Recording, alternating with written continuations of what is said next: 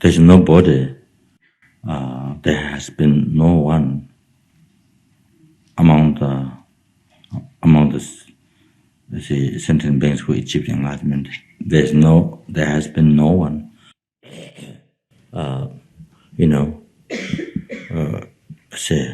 achieved enlightenment without hardships, without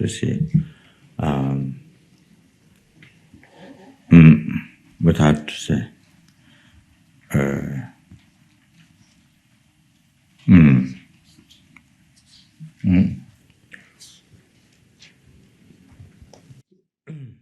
those without practicing those three types of patience,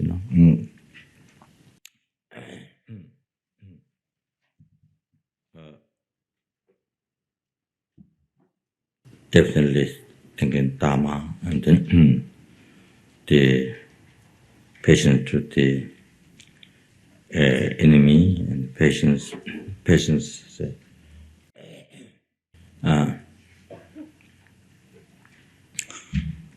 and the voluntarily taking the hardships to practice Dharma,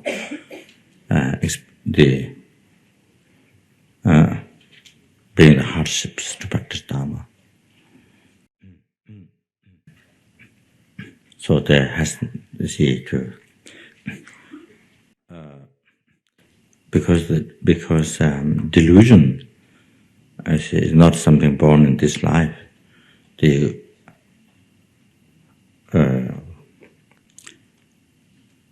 continuation of the delusion, our delusion has no beginning. Continuation of our negative emotional thoughts, the delusions, the wrong concepts, hallucinated mind, do not have the continuity does not have beginning. So, just like as said, give an example by Papanga de Jingpo in the Liberation Palm, that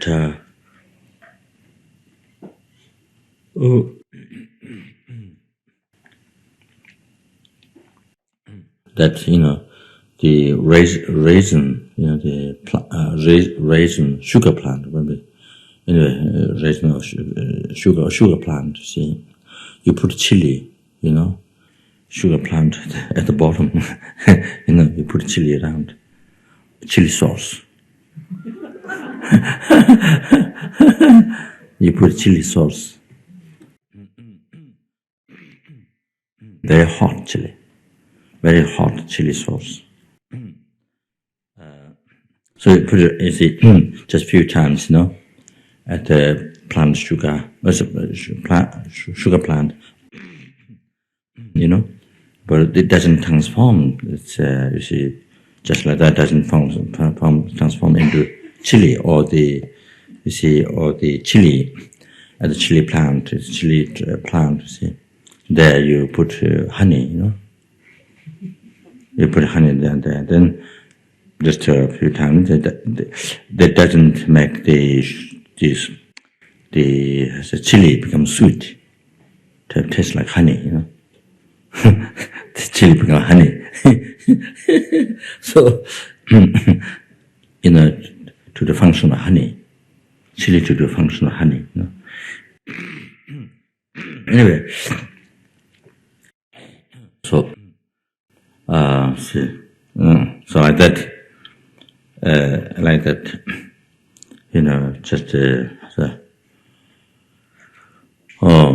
just a few days or a few months or a few years, doing practice, or even one life, whole life, one whole life. We see, can't, as has been continuity of the delusion has no beginning. It's been our mind has been habituated to this, living with this, habituated with this, controlled by this, possessed by this, from time without beginning. So, living with the delusion, so So how can you expect, to overcome or to cease delusion over a night, over a day, over a week, or a month? So we have to, as soon as Dalai Lama always, when soon as gives teachings in Dharamsala, for example, they usually talk, because the majority of the Tibetans will give. Then when there was, but then at the end, when there was, when as soon as, then maybe during the long life puja or something, then he soon as give some advice to the Western students, and so the advice is, Westerners should not expect. So many advices, the essence should not expect to achieve enlightenment or realization, so easy or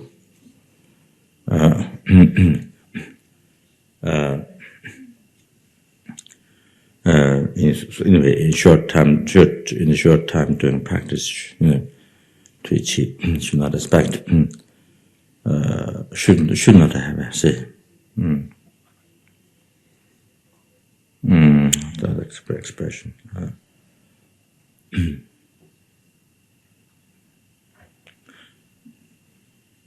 Lona tung tung.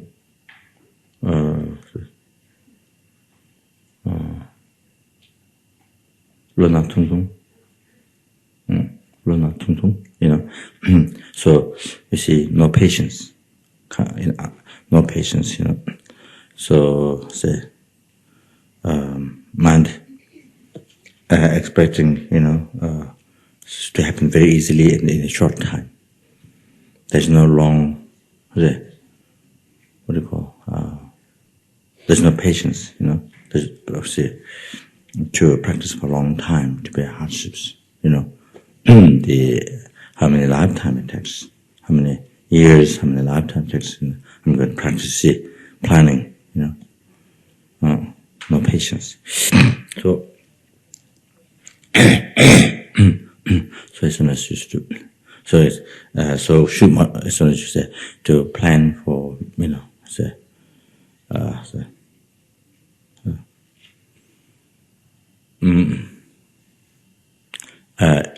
anyway, I don't remember word by word, but even though it takes many eons, many hundreds of eons, even though it takes to achieving, it's related to achieving enlightenment, I'm going to do it.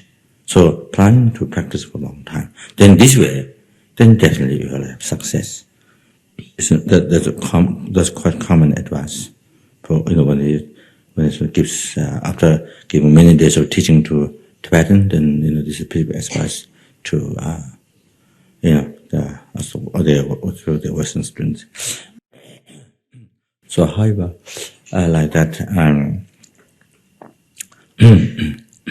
so we have to, like Santa says, so we have to think like that,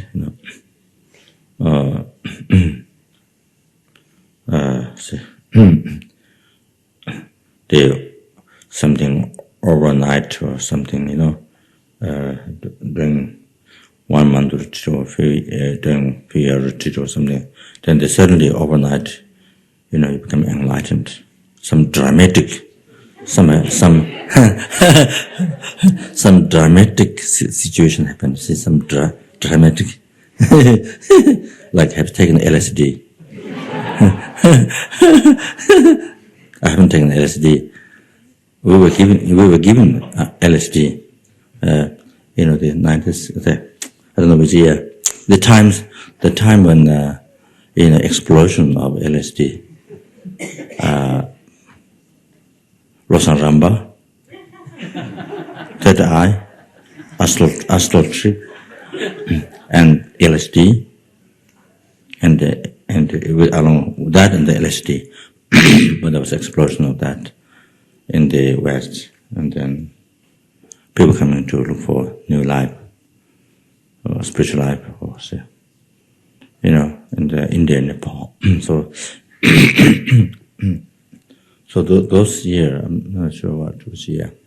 Anyway, one guy offered Lama and myself LSD.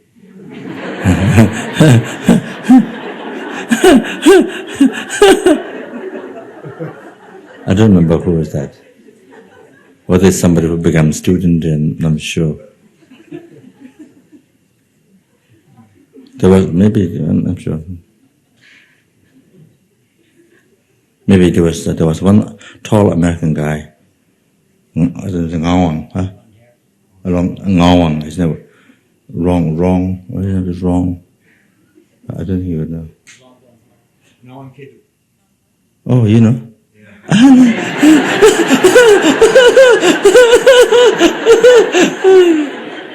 That's a long time ago, very long time ago. So I don't think anybody would know. But Maximo very clearly remembers.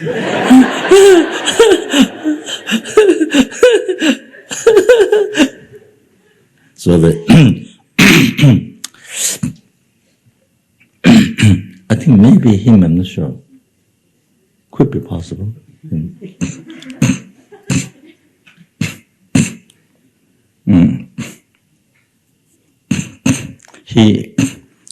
He spent Laudo for 6 months. 6 months when I was building the monastery. This Ngawan Ketu had a very tall body.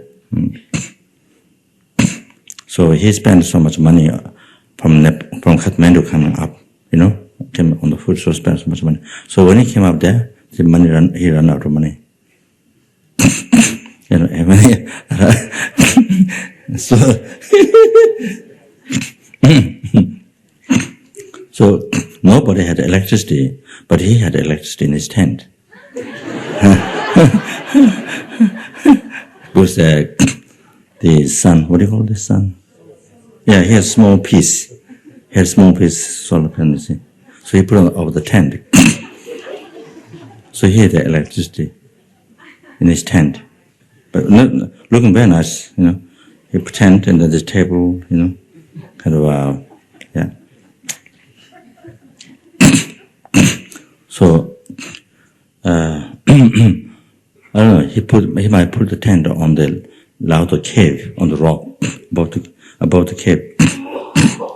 But I think my sister, other people maybe didn't like putting on top of the cave. So anyway, so I think, so nighttime, when he was sleeping, but his pillow must be this cloth, that makes noise, shoo, shoo, shoo, So each time when he moved his head on pillow, the dog next to the kitchen barks.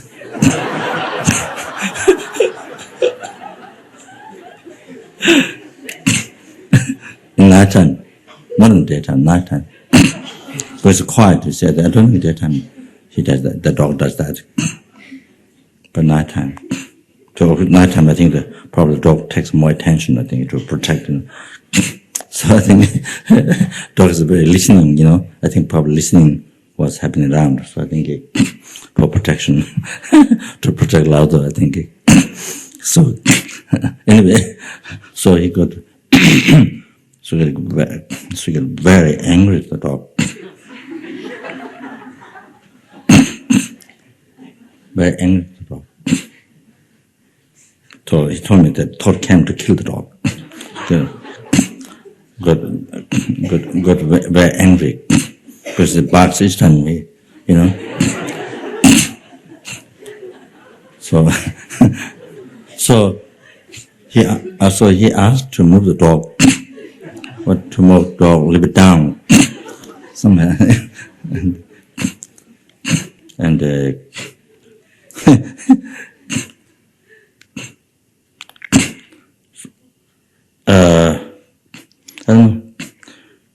he asked, but I'm not sure that the dogs moved or not.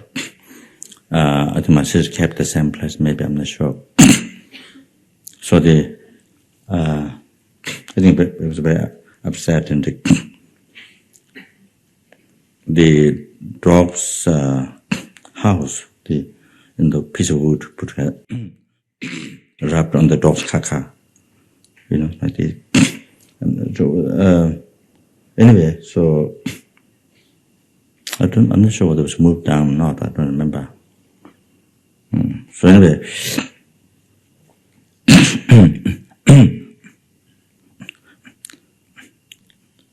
So he ran out of money. So then every night I do Tukchuma, Lauta Puja, to prevent the obstacles to build the monastery, because I was building the monastery. So Lama advised to do that every day. So that I wasn't too lazy at that time. So able to do every day somehow. So and I think it definitely helped. So many pujas done. So the Dharma collected in the kitchen. Then Ngawang comes down. He collected from the kitchen the Dharma. Then bring in the tent. He makes small cookies.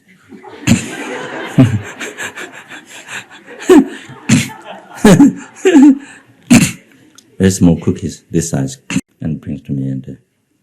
But there's one, the geshe that I told you that from Sarache, who was the first abbot allowed to ordain our monks. You see, so Geshe-la never eat Sherpa food. She never ate Sherpa food. The potatoes, and they call it zen. That goes with the very smelly old cheese.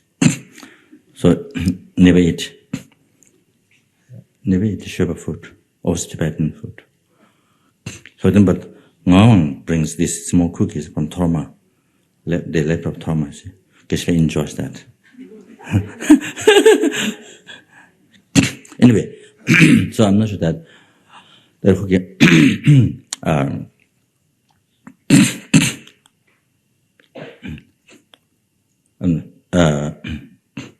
I hope he's still alive. I'm not sure. That's a long time ago. Then later he became a monk, and then I don't know what happened. So anyway, maybe him, I'm not sure. Gave 2 LSD, one for Lama, one for myself. So I don't know what happened after. I don't know what happened.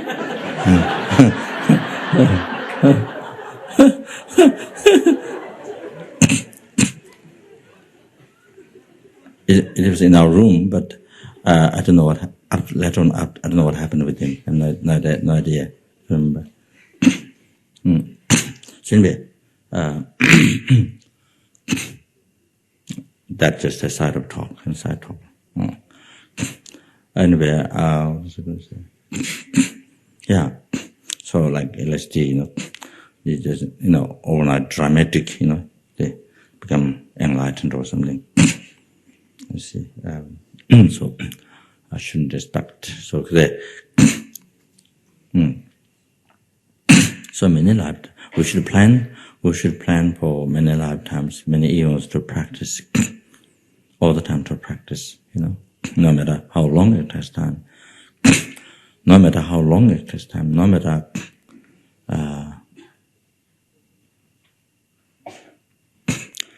how long it takes time. No matter how difficult it is. So when the lamas give teachings, the short motivation is that at any rate,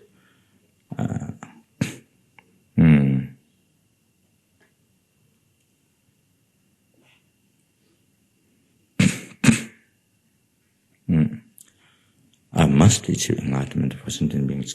So at any rate, means no matter how long it takes time, no matter how difficult it is, going to it. Means how much hardships one has to bear. I'm going to do it. Why? Why you make such a decision like this? Because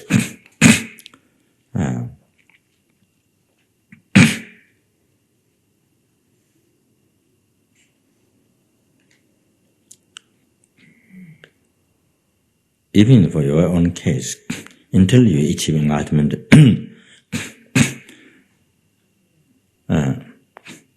the quality of cessation is never completed. The work is never. You see, the perfect Bangpa Punzo, Tokpa Punzo, the perfect cessation, abandonment or cessation, and perfect realization, completed realization. You see, so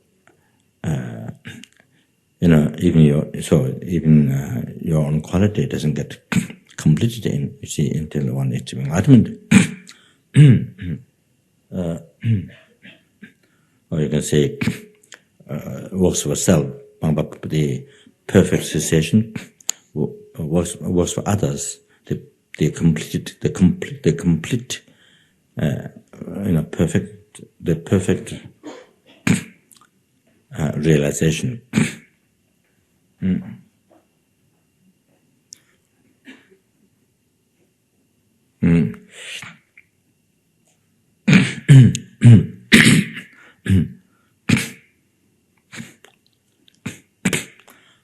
So even concerning for oneself is like that.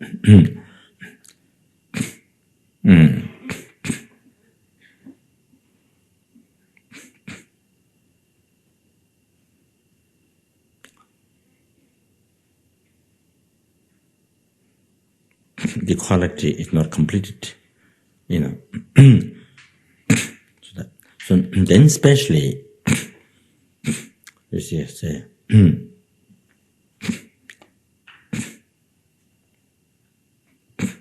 the main purpose of our life, objective of our life, is to free the numberless sentient beings from the oceans of samsara suffering and bring them to enlightenment. You see, from whom one received every single pleasure, comfort, all the collections of goodness from beginningless past lives, present, and the future.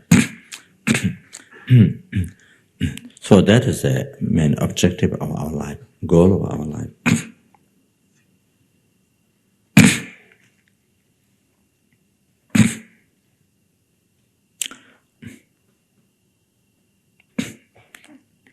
And so there is nothing higher success in the life, in the existence to achieve than this. There's nothing higher success, greatest happiness to achieve than this.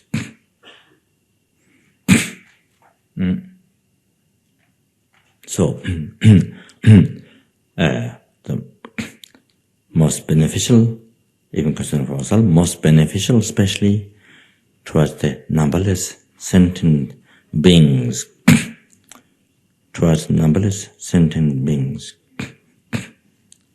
So there's nothing greater benefit than this to do, especially concerning to others, the numberless sentient beings, even to one sentient being, same.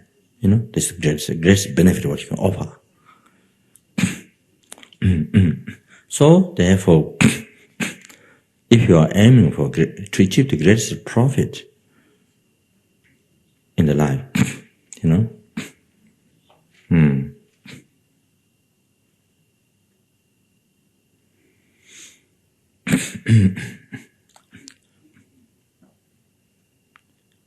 you see, if you want the highest success, so generally everyone like to have success, want to achieve happiness. Everybody, even the tiniest insect, same. So why not? So therefore, why not aim for everlasting? That never cease, never become suffering, or never suffering of pain, or never that which never that can be increased and always last. So why not look for ultimate happiness? Something greater, especially peerless happiness, full enlightenment, perfected, bliss enjoyment, nothing more to develop. So,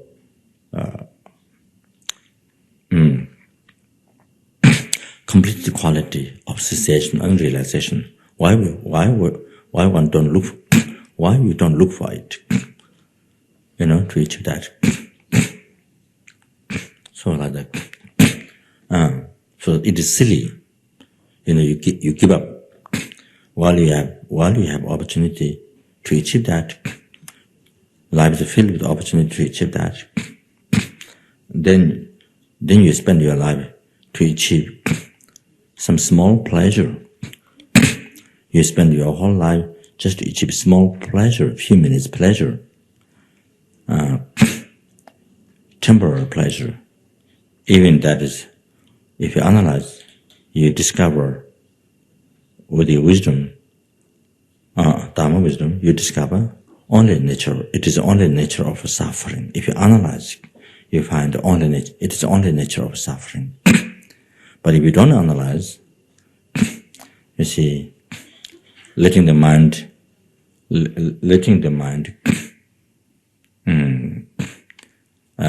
say, follow the ignorance, wrong concept.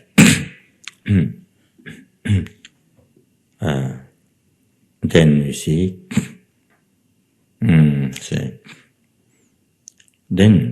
looking at the pleasure, looking the pleasure of samsara, which is only nature of suffering.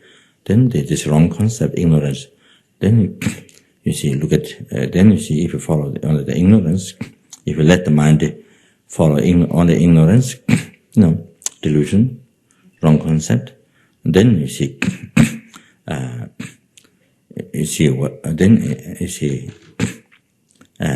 only believe, pure happiness, real happiness. You don't see it is, doesn't see it as suffering. So in the view of a hallucinated mind, ignorance, the samsara pleasure is a real happiness. But in the view of not suffering, and therefore then attachment rises and clings, grasps on that. Then that attachment ties. Then that attachment becomes like chain, tie oneself to samsara again and again, continuously. So they tie oneself, so that tie oneself to a suffering realm, samsara, you see, continuously.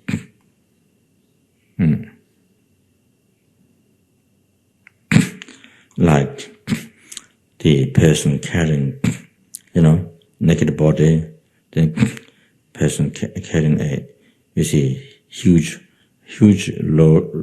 log, one is with the fire, and fastened with a chain or rope, so put that on the backside, and fastened with a rope, so like that.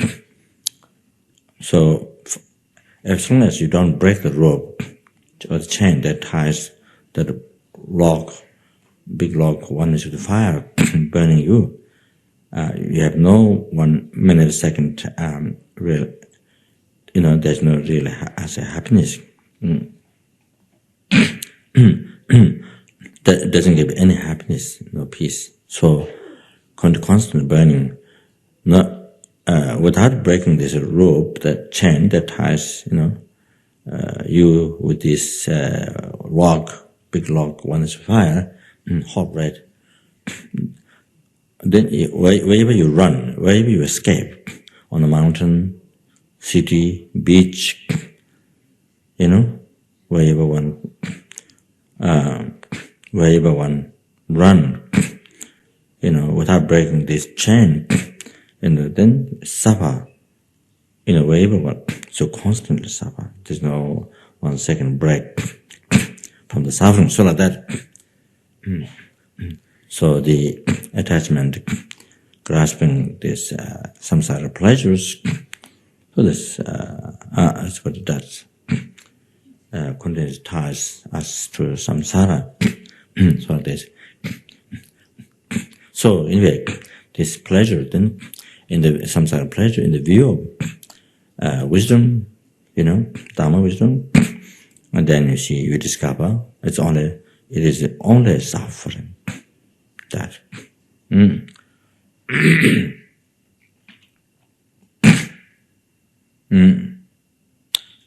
A feeling which is suffering, the base, feeling which is the base, only suffering.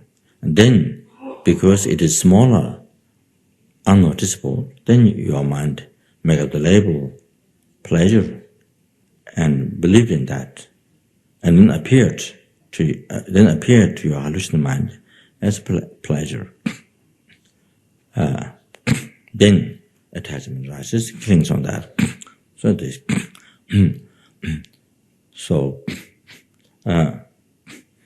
base, the feeling, the base, label and base, you see. So feeling, which is the base, is suffering, and label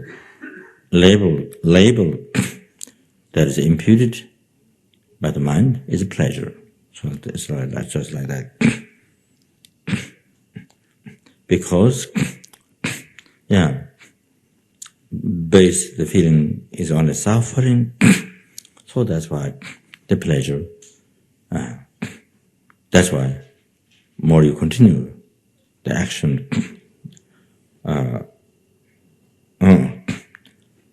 of that.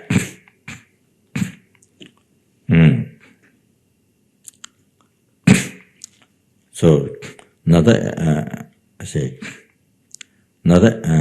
action, the previous action which developed the suffering bigger, pain bigger, suffering bigger.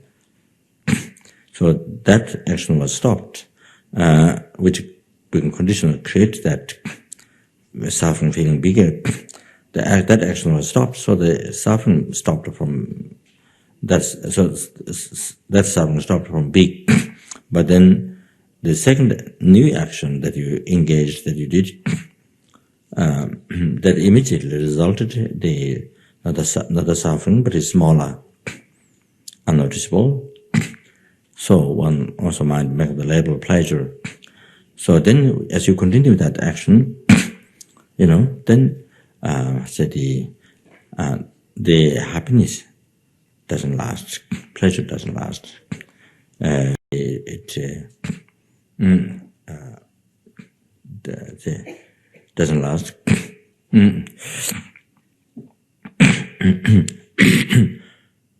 So the pleasure doesn't last, and doesn't last, and doesn't increase. Doesn't increase. First, doesn't increase, and even that pleasure, besides not increasing, day by hour, minute by minute, hour by hour, day by day, month by month, year by year. Not only that it doesn't increase, but it doesn't last. That it doesn't last. So it only degenerates, you see. So why this is happening is because if the pleasure is labeled on the feeling which is not suffering, then you see, then it can last forever. Then it can last it can last, and it can be increased.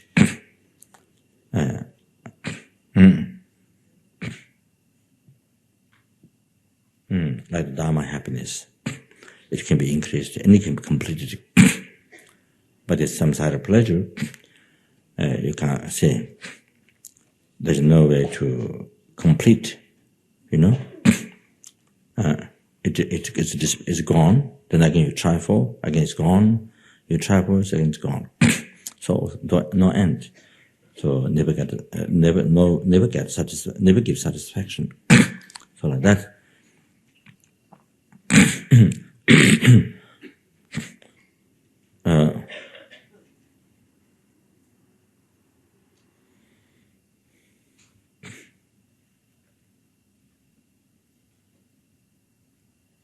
Yeah. So,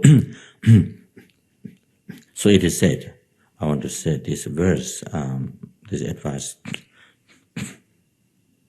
I don't know from which text.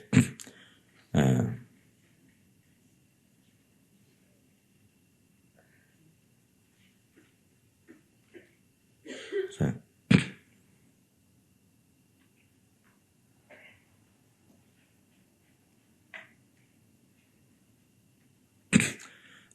Dewa chungla chemisi. You see, if you are seeking for a small pleasure, then you can't achieve great pleasure. You can't achieve ultimate happiness. If you're grasping, if you're clinging on, small pleasure, to some side of pleasure, temporary pleasure, so you see, you can't achieve great happiness, the ultimate happiness, liberation from samsara, everlasting happiness, then great liberation, full enlightenment, you can't achieve. You see, so Dewa chungla chemisi. That's very important to remember in our daily life. If you are practicing, if you want to achieve great happiness, you see liberation, enlightenment, then if this is what we want, then we should see.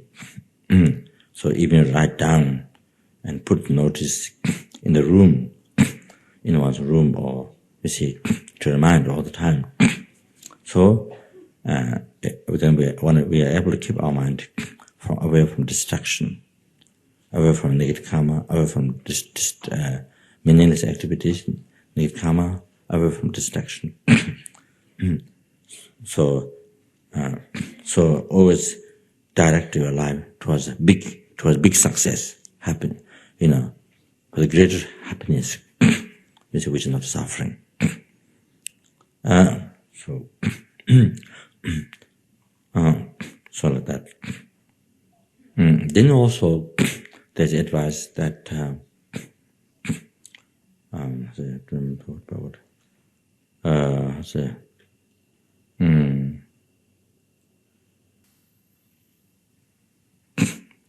experiencing pleasure,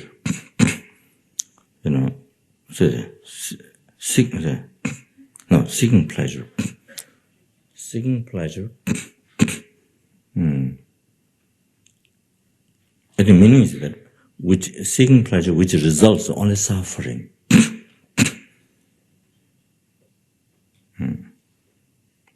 So that should not do. Seeking suffering which results is only happiness. That one should do. So you see, bring hardships. You see, in the case of the practice of Dharma, now it's difficult. Now, you see,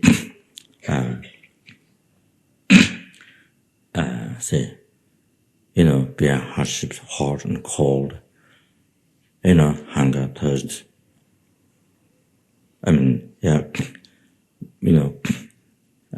You see pain in the body, whatever. You see, I say,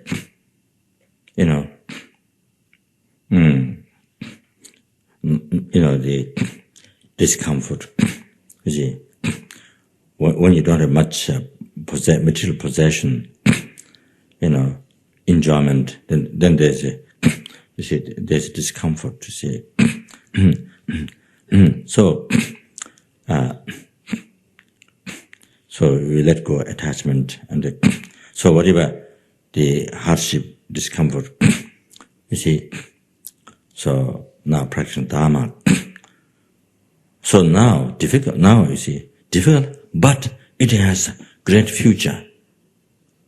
But it has like sun shining, liberation from samsara, incredible. You see, achievement, happiness, and then full enlightenment. You see, now difficult. Now, see, now say, you see, being hard, experiencing difficulties, you know.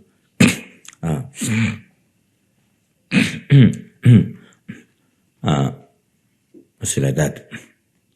But you see, but it has, you know, I mean, that for Dharma practice, you see what I'm saying, yeah? Then it has a great future.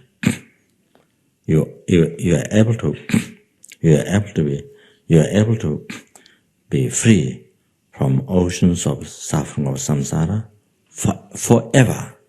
forever, by completely ceasing the cause, the delusion karma, including the seed of delusion. You see, you are free forever from the sufferings. So sooner or later, you are able to complete this. You know, able to say, free from all the problems of samsara forever. Relationship, depression, anything, you know, sicknesses, free forever.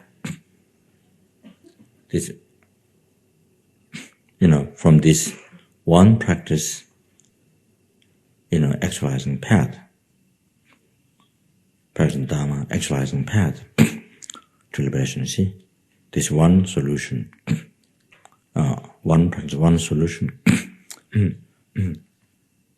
It's like one medicine that stops all the say, oceans of samsaric suffering or oceans of each realm of suffering. And that ceases the cause. So like that, you see,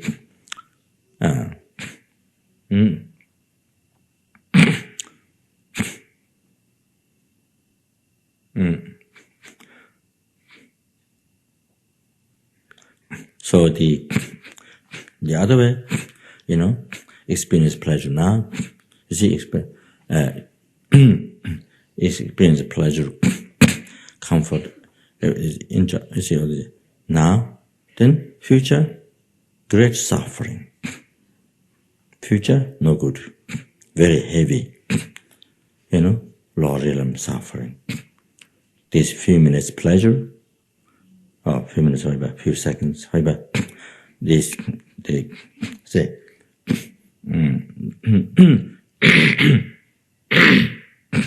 so, choosing now the pleasure, you know, so give up Dharma, you see, you know, follow delusions, choose the present, choose this moment, choose the pleasure, then result, you know, unending suffering, the unending, you know, all the general suffering of samsara, in particular, the three law realms, most unbearable suffering. So like that, you see. So the difference is like that. So that is what I was saying before. You know, nobody become enlightened without being hardships to practice Dharma, practicing morality, hardships to practice morality, you know, to practice hardships to practice patience, all that thing. However, to achieve realization path of liberation and enlightenment, you see. So that. So if you want the greatest profit, you know, ultimate everlasting ultimate happiness, you know, especially full enlightenment, and liberate numberless sentient beings from the oceans of samsara suffering and bring with enlightenment, then it will be our hardships now. Will be our hardships now. You see, then this way, then there's great achievement as a result. You know, attain path like that.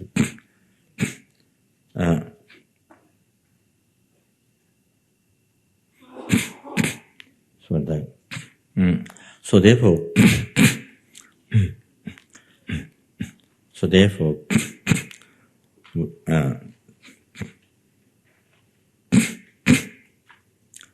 anyway, we have to die until we complete the path where you can overcome death, where you don't experience animal death, suffering, cycle of death and rebirth.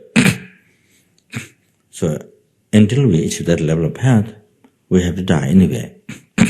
So why not die by practicing Dharma?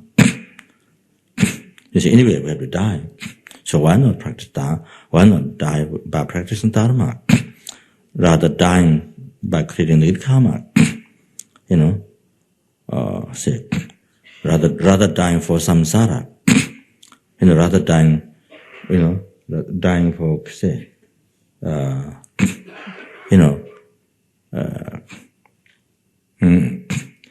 action, dying, you see, dying that activity which is named karma, result of only suffering lower realm. You see, we did that numberless times. We died for delusion numberless times. By listening to delusion, by following delusion, we commit suicide. We died working for delusion. We died working for delusion. We died numberless times. Even Buddha's omniscient mind cannot see the beginning. There's a number. Cannot see the number. So you see, we did that numberless times. So that because of that, slew as suffering and samsara. So even we have to die by practicing Dharma, it's so worthwhile, you see. By doing newness, like that, or you see, being hardships to practice Dharma. Even death happened. Even death happened.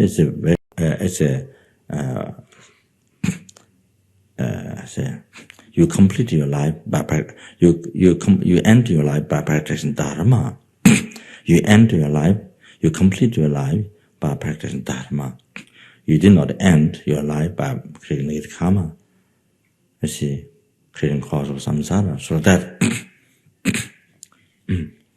so there's huge differences, there on these two.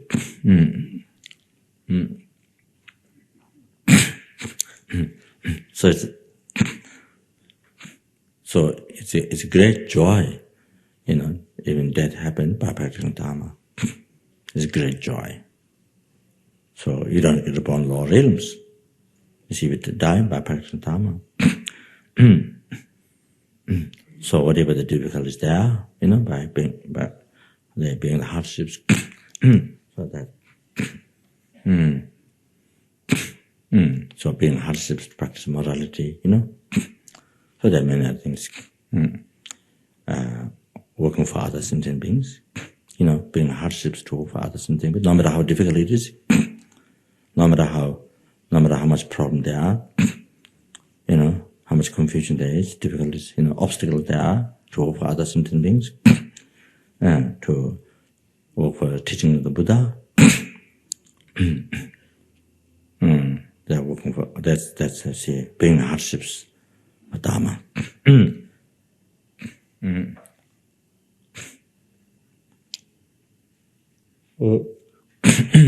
So you see that here, even cause life danger, even death happened, but you died for other sentient beings, like the Bodhisattva,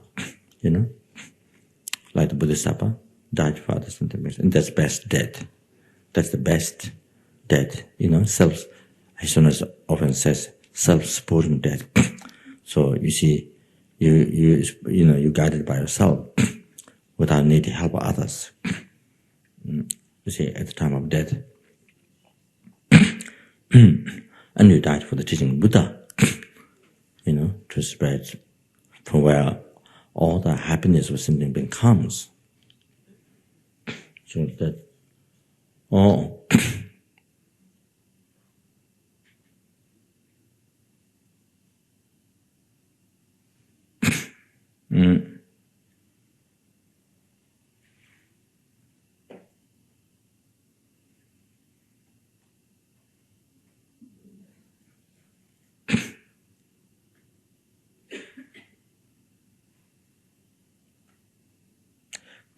Mm.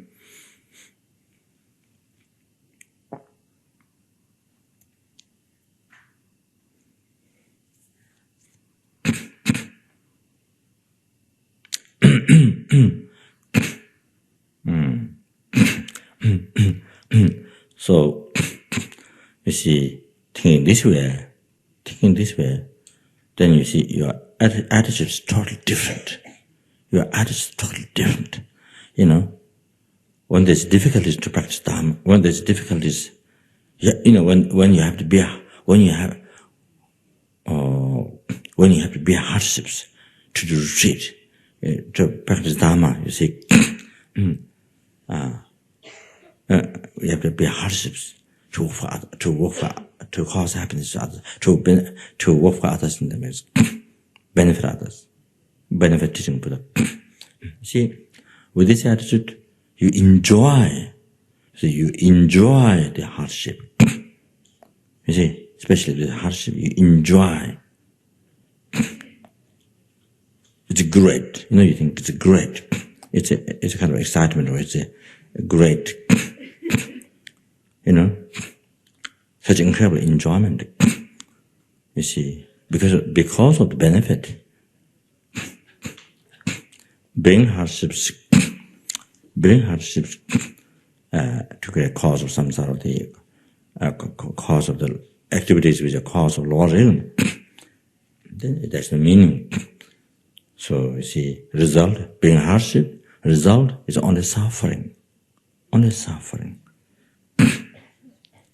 There's nothing good there. And the future is dark. The future is very dark. The future life, the future is very dark. And inexhaustible, unending suffering. See?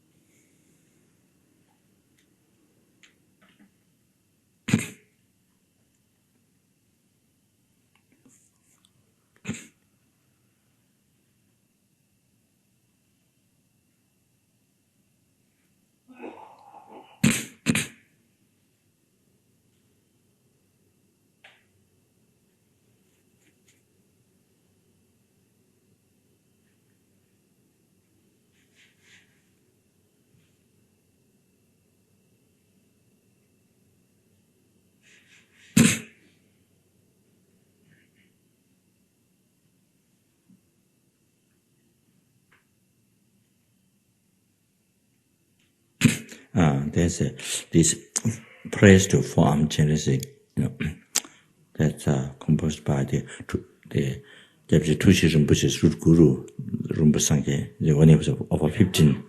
There's you know, very moving prayer. So I'm trying to remember the one quotation that not coming in the mind.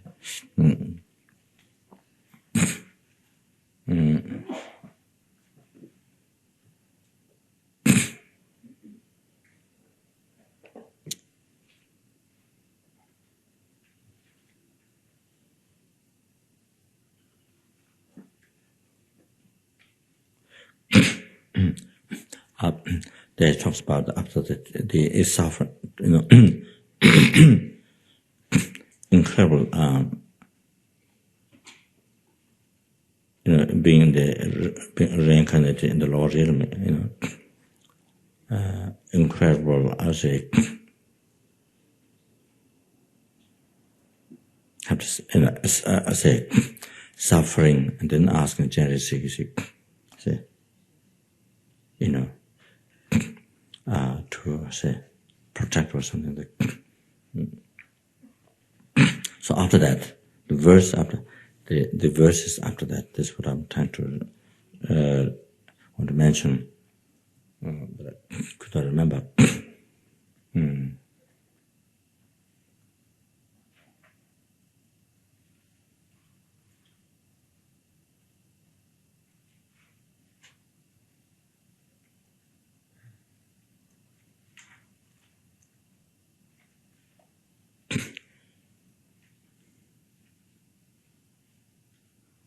So I think the rough meaning is that you're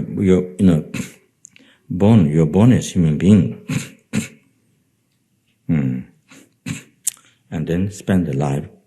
You're born as human being, so the human being that was extremely rare, human body extremely rare to find. 신도 니가 지글레 밀류장 하래 니가 지글레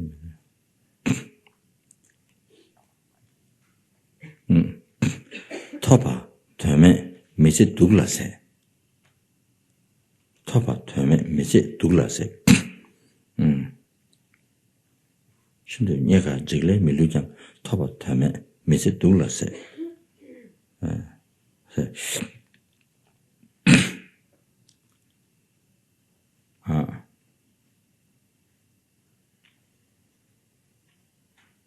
So something request here, I say, I mindless. Ningme dala, tuchi jengi si. I the mindless one. Say,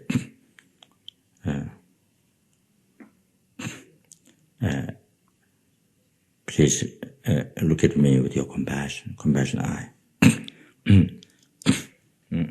So this human body, shinto nyaga jigle milu jang. The human body, which is extremely difficult to find, and so easy to be perished. Even this achieved. Even this one has achieved. But toba tome, but it's wasted. But it is wasted. Toba tome. Mr. Douglas says, spent human life.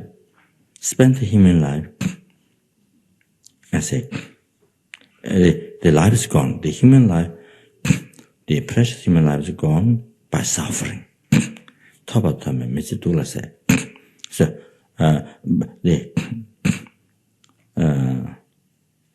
Mr. Douglas said. So, the precious human lives finished, by suffering, by only suffering. So I think by only experiencing problems. You see. So I think why? Because only engaging negative karma. You see, only instead of working for enlightenment, liberation, enlightenment, even not happiness, future life, just all the time seeking only this life happiness, this moment pleasure.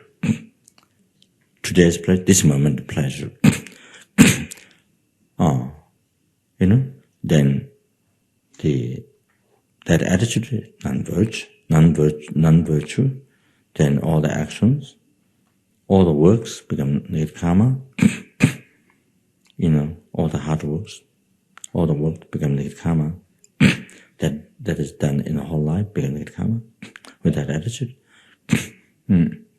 So, yeah, and then not only negative karma, but so much life, and then so much hardships. Have to bear so much hardships to get this small pleasure. The aim is to get pleasure of this life, comfort of this life, but bear so much hardships. So to be survived, one bear so much hardships. One has to suffer so much to survive, to survive. You see. So to get comfort of this life, one has to bear so much hardships. Not only the negative karma, but on top of that, all these hardships, exhaustion, all this, all this so busy, all this so much, so much hardships, difficulties, So life is gone, life is finished, human life is gone.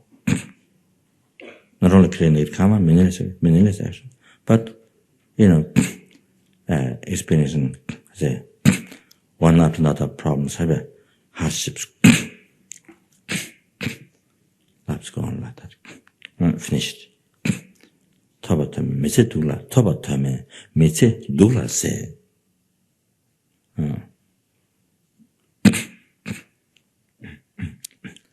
So, if you look at other human beings who has met Dharma, who doesn't know Dharma, who has met Dharma, who doesn't Dharma at all, if you look at them, this is exactly like this. Exactly what true Rinpoche's Guru, when he was over 15 years old, wrote this. So exactly like that. Let's see.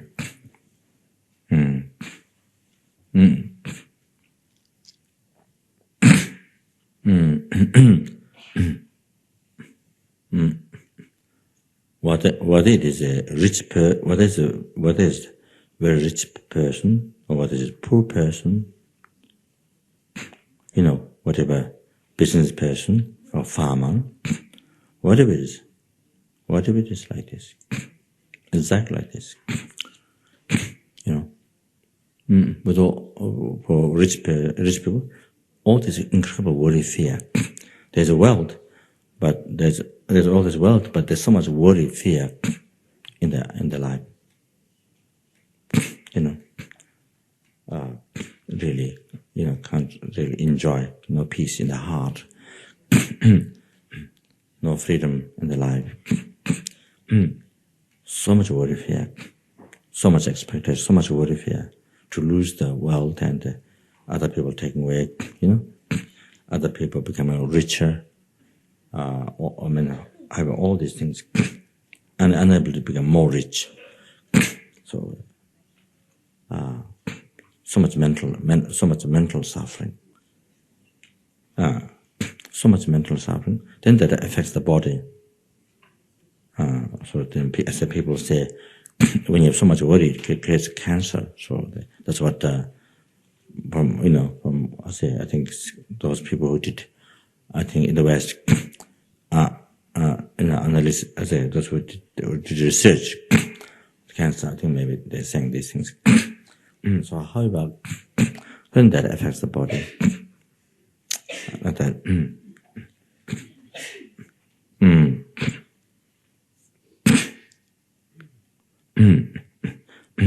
So in the West, like that. Then in the East, also like that.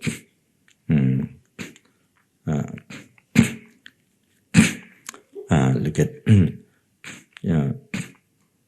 say.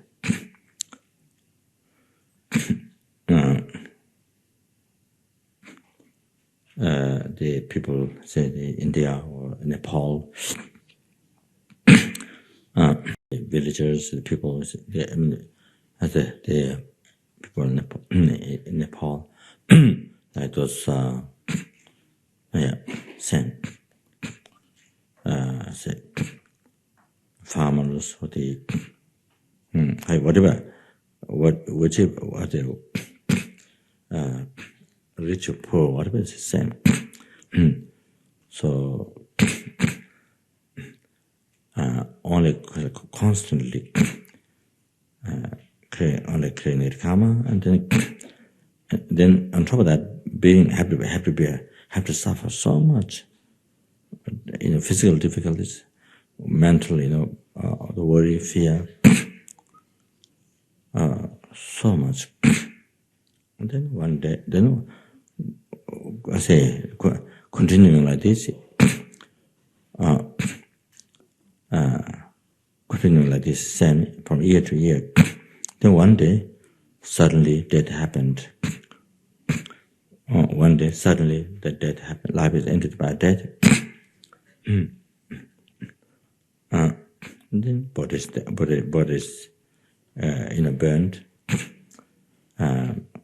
put on the wood and burned, and that's it.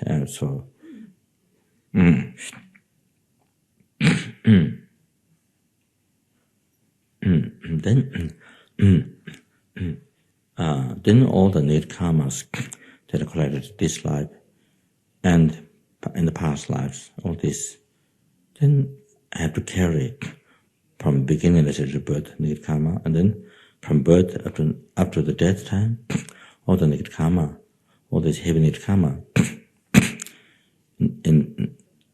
There's not even one need karma is confessed or purified in the life. There's not even one need karma that is purified. There's nothing. So everything becomes so powerful because need karma increased because not purified, not confessed, like Vajrasattva practice like this. So the need karma, whatever it is created, it developed, it became double the next day and triple third day. So like this always increases. Even the need karma that is done, so all the time increases because there's no practice purifying with the Vajrasattva or purifying with the Untitled Buddha. There's no such thing. They haven't met Dharma, do not know these methods. So they didn't have karma to come to know these methods, to meet Dharma and to come to know these incredible, powerful methods to purify. So that's it. So they carry the mountains of huge mountains like size of this earth, and need karma. Each need karma increased, become like that, size of mountain, size of earth. Then had to go to lower realm. With all this need karma by carrying on the mental continuum. Then not sure when that person, that sentient being can come back in the human realm. Can't say when. Even just to be human being, can't say when it can be.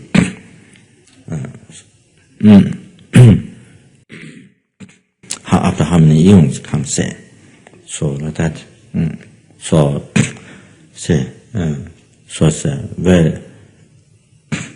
it is a very, very, very sad life, extremely sad life. So what is a wealthy person? What is a poor person? So like that. Life become like that. You see, finish like that. So how about? So here we are unbelievably fortunate, most fortunate. Able to meet Dharma and able to opportunity to learn and to practice all these unbelievable methods, this Guru Yoga, all this, and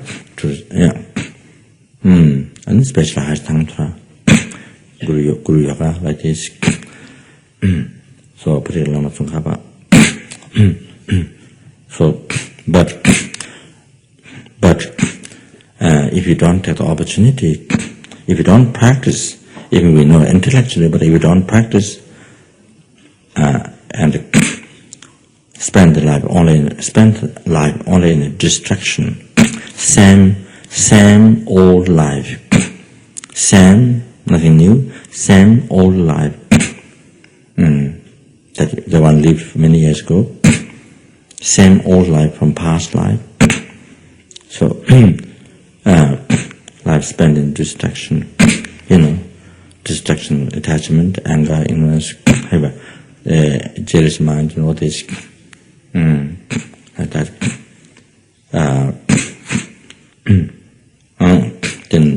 Then I say, unable to practice, unable to continue practice. Then you see, then it becomes same even to us. What I discussed before, it becomes same also us. We become like that. Then life, become very sad. Then become, finished very sad life.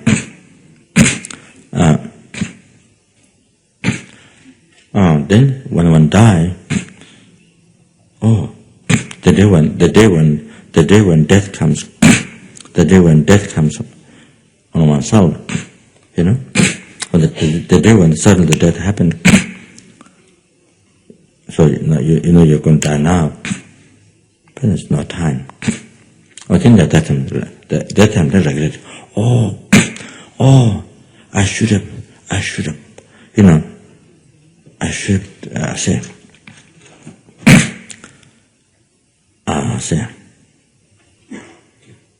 spent my life, all the time, only practicing Dharma. You see, practice Lamrim, what I've learned, the philosophical teachings, what I've learned, I should have practiced all the time, should live the life in only Dharma practice. Why I didn't do that? You see, why I didn't do that? So that time finished, no time. How much one regret. Why I didn't do that? Crazy, why I didn't do that? Always follow delusion, attachment. Become a servant. One becomes a servant to delusion all the time. So that time, you see, what you can. So nothing what you can do. Life is gone. Life is gone. You can't say.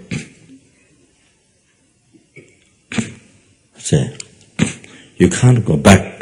You see, if a letter, if it's writing, then even you make mistake, you can after some time you can cancel that. There, you see, but the life you can't go back. You can't go back and fix up that. You see, you can't go back and fix it up. So it's gone. You see, you can't go back and fix it up. So therefore, we need to be very careful in our decision, making decision in our life. We need to be very careful. Always we should analyze, and with Dharma, with the Dharma mind, with your understand, how you going to make decision, how you going to make decision, how you going to make decision in the life. How you going to make decision in the life? You're going to make decision in life with ignorance, or you're going to make decision in the life with Dharma, with Dharma wisdom. You see, so here's the question. You're going to make decision with ignorance, or you're going to make decision with wisdom. So then that makes big differences.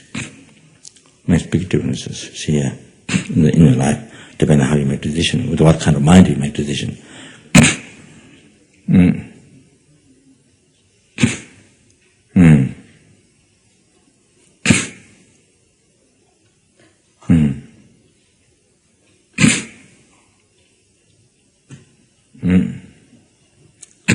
So you see, you make decision in your life with Guru devotion. You make decision in the life with non-devotion. So the negative thought, with the non-devotion thought, you make decision in life. So there's totally different result. The other ones are harm. The other ones only benefit. You make decision in the life with self-cherishing thought. You make decision in the life with bodhicitta. You make decision in the life with the renunciation. You make decision in the life with the attachment. You see? So the effect where your life is going is totally different. The effect what you get is total opposite effect. One is harm, one is benefit. Only say happiness.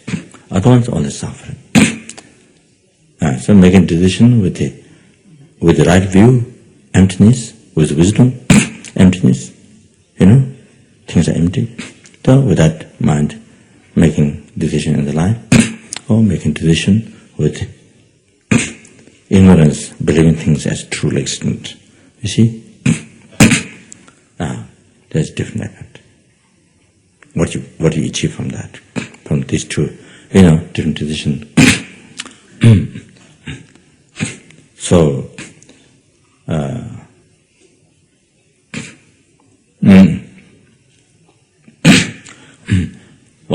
whether you make the decision in the life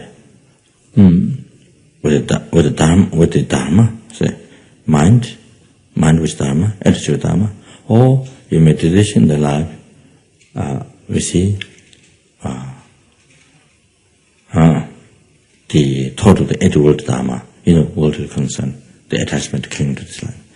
So the effect, the result, is total opposite. Other one's only happiness, other one's only suffering, from life to life. Other one's happiness from life to life. So they're like this. So whether your decision good or not good, what effect, life to life, you get happiness or suffering. So it depends on with what kind of mind, with what attitude you make the decision in the life. So like that, whether the decision is done in the life with compassion, or whether you make the decision in the life with a selfish mind. So there's totally different effect. So one is only happiness to you and to others. Other ones are, only problem, opening door for the sufferings.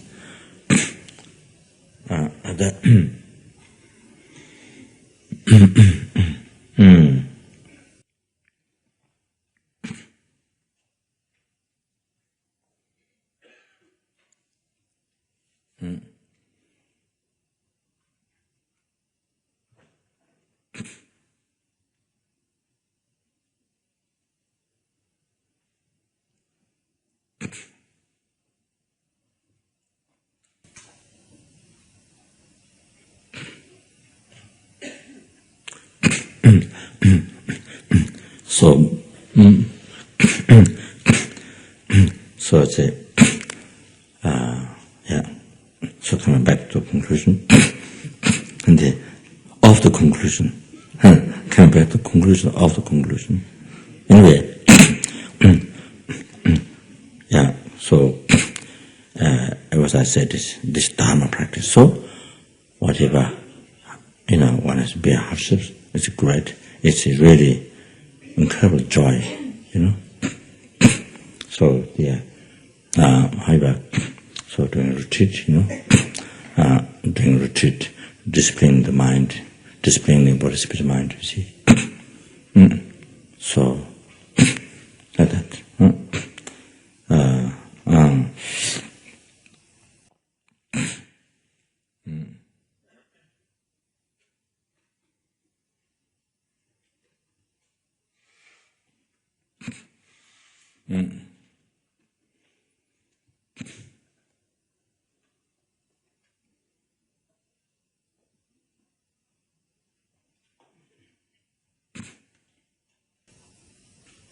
So,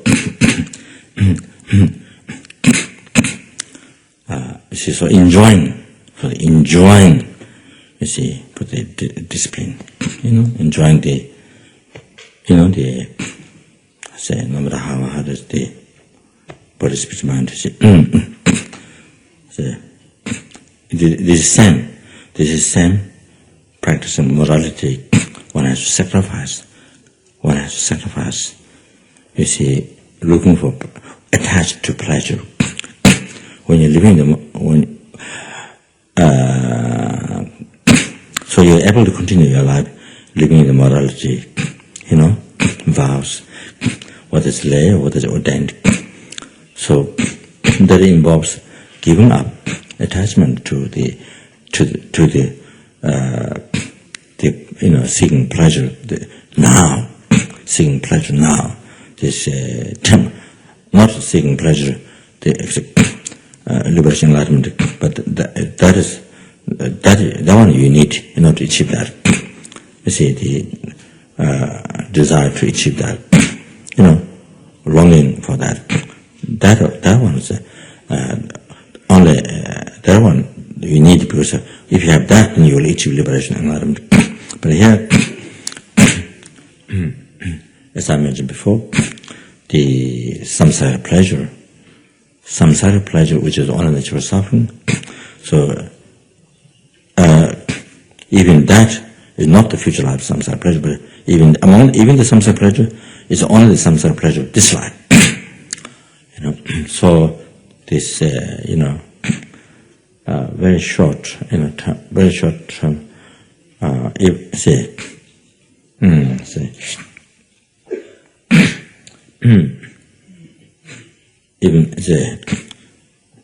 even as pleasure, but very one regard as pleasure, but a very short time. So however, if one didn't get to let go of the attachment, clinging that, then you can't live in vow purely. It become obstacle. So it become obstacle. This attachment, thinking this life, pleasure, the samsara, which is samsara pleasure, the temporary samsara pleasure. So today, this moment pleasure. So samsara pleasure. So seeking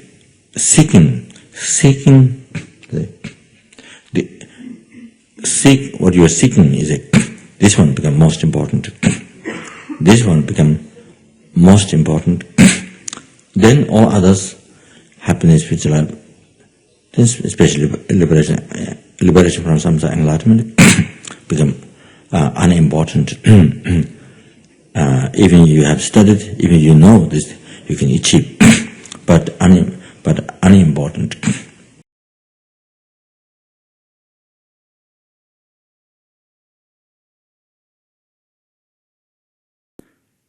So there's not much feeling, there's not much longing for it. What you're longing is this moment pleasure, this samsara pleasure. See, there is samsara pleasure. So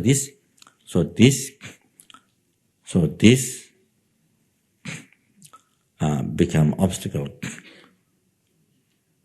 to have a realization, to achieve the path. The renunciation to this life, renunciation the future life is samsara. See, so then one can't enter in the path. Because the renunciation is the samsara is the door to enter in the path of liberation. So you can't achieve those 5 path of merit, preparatory path, rising path, meditation, normal learning. Can't achieve all those realizations. Can't achieve. They cannot achieve liberation. So that's how it interferes. Looking for small pleasure, it stops. It stops all these realizations and liberation, total liberation, free forever from oceans of each realm, samsara realm suffering. So, you are unable to achieve.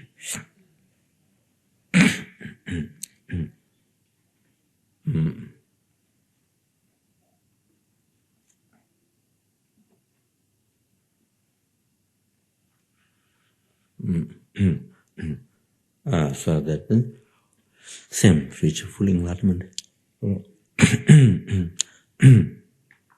So, but if by seeking, but what you are seeking, is only liberation. Say, but what you're seeking, happiness, what you're seeking is only enlightenment.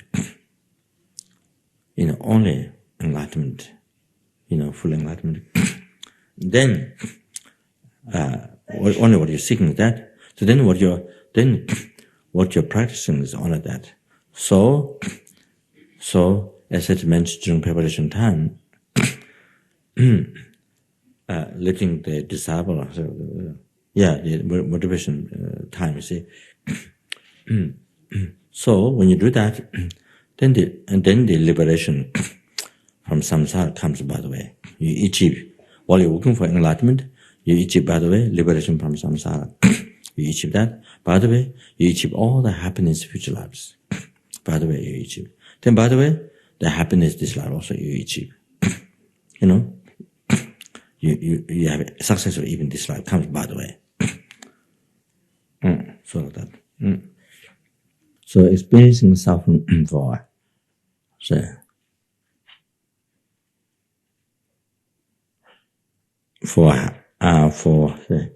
yes, I didn't remember what about experience suffering for happiness. Experiencing suffering for happiness is a pleasure. It's a happy one, I think. So it means experience being hardships.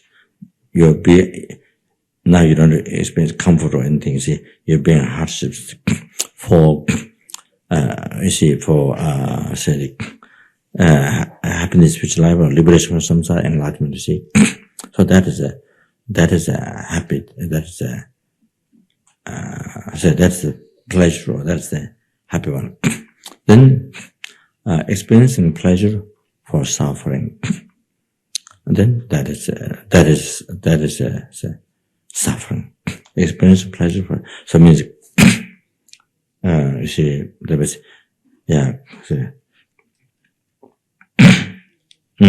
now pleasure, you see, like if I'm not practicing Dharma, you see, just following attachment delusion. Now pleasure, this is what attachment looking at that is. Now pleasure, but the result is on the long run. The long run thing what you achieve is what you experience on the suffering of samsara. You see. So this one is on the suffering. So something like that.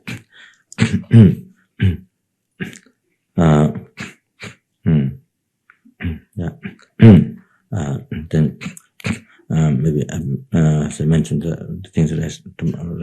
See, maybe tomorrow.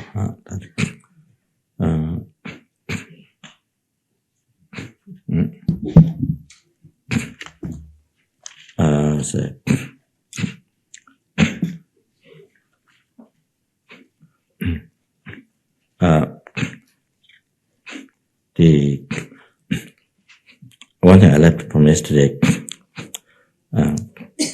after you did the gektor, when you bring the trauma gektor, when you take it out, when you dispel the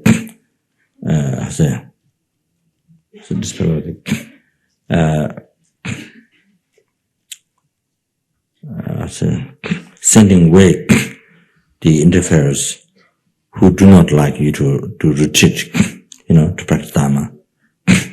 With trauma, sending away from this, beyond from this world.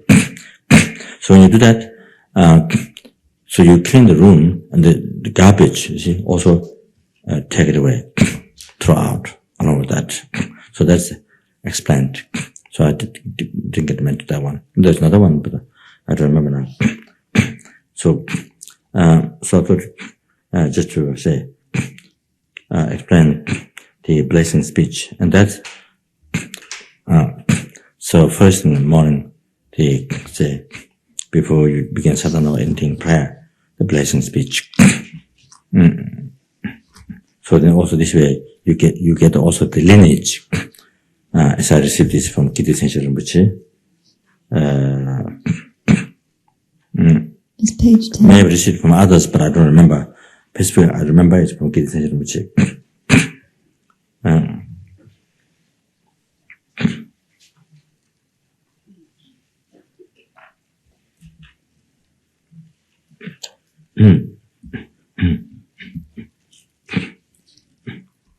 So those who haven't received this teaching, who haven't received the lineage of this blessing speech,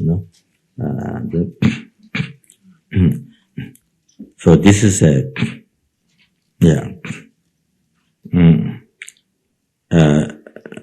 this is a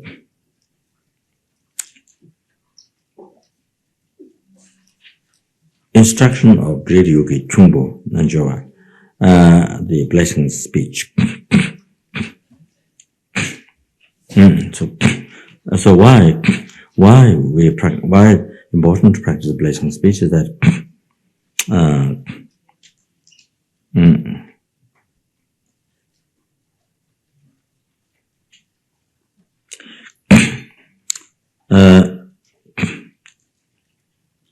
it's mentioned in Lower Tantra that if you eat, because it is mentioned in Lower Tantra, while Lower Tantra, because the practice in Lower Tantra is a Kriya Tantra, many emphasis that outer yoga. So you keep your body pure. You keep your body pure because body is the vehicle of mind. So therefore, if you pollute the body, if you make the body impure, then it makes the mind impure. It affects the mind, and then it affects the meditation. To not have clear mind and so forth. Obscure the mind, things like that.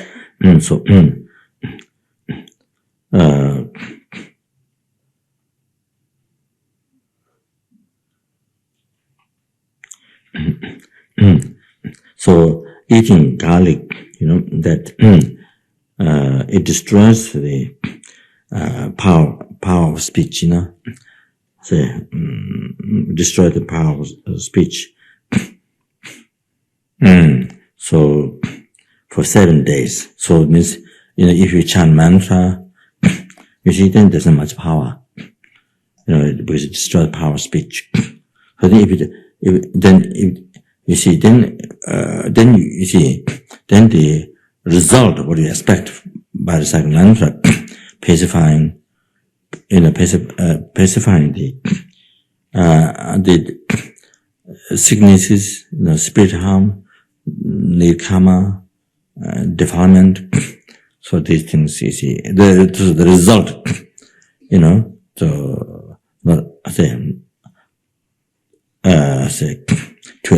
these results, doesn't happen. It's very, there's not much, it's not powerful, there's no powerful effect to happen. There's no powerful effect to achieve these things. If you do if you chant mantra for those successes. So then onion, it destroys power of speech for 5 days. The radish, for 9 days.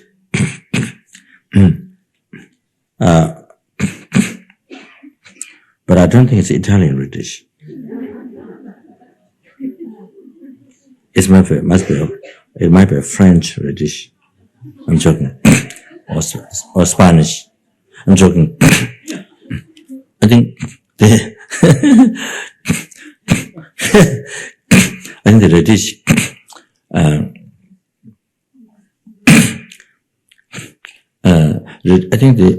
I'm not sure.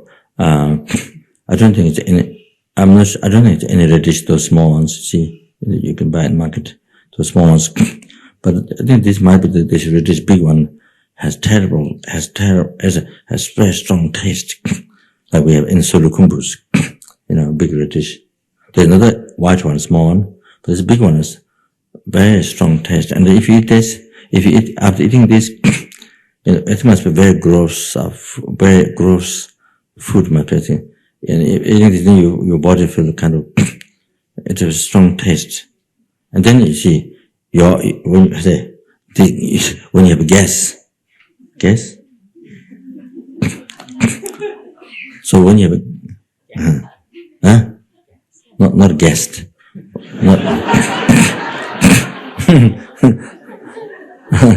not when you have guest, when you have, what was I to say?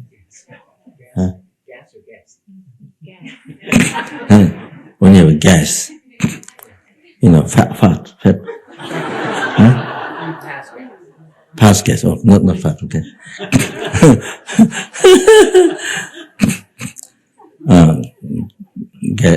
Gas. When you pass gas. So you see, after eating this, it is terrible. Terrible.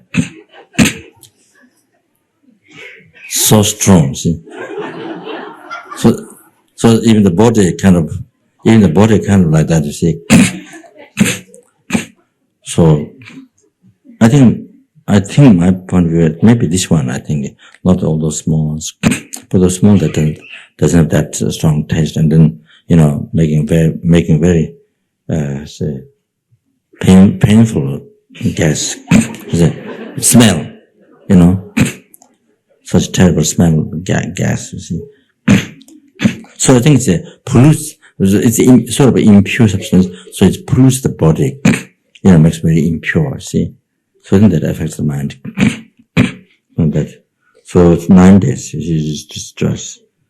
Then it says nettles, nettle. I think you don't see nettle in the supermarket. A nettle, it destroys the power of speech for 1 year. No, sorry, half a year.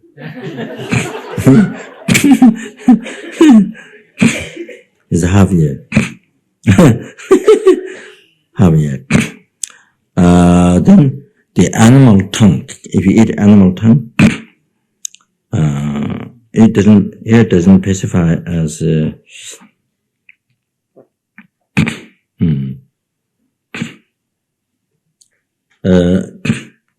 it doesn't specify here at this point. I don't know whether it's all the animals' tongue, or maybe the animals who are very ignorant,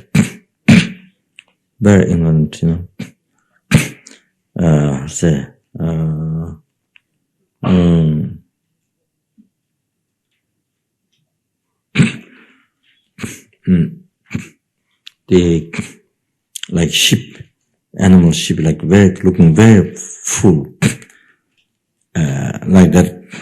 So that's an example. Animals are looking extremely full. So particularly the tongue has a lot of that kind of negative imprint, negative kind of pollution, you see. And particularly the parts of the body, especially the tongue. So I don't think it's any animal, but I think it might be those like sheep, or the very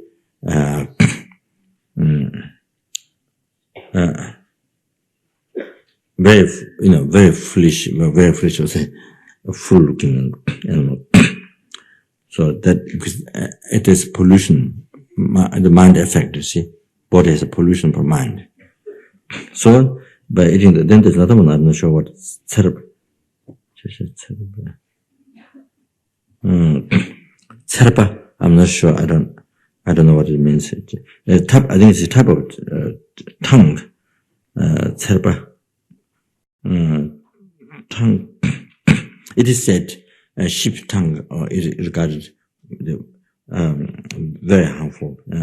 It is mentioned. So here, tongue, tserpa. So I'm not sure what that means. So by eating that, it destroys the power of speech a whole lifetime.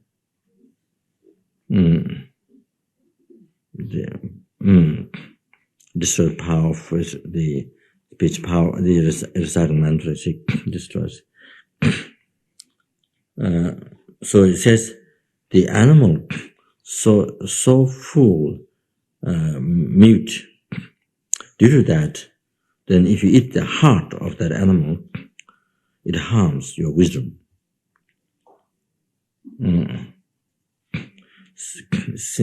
Explained in the past, but some in the past,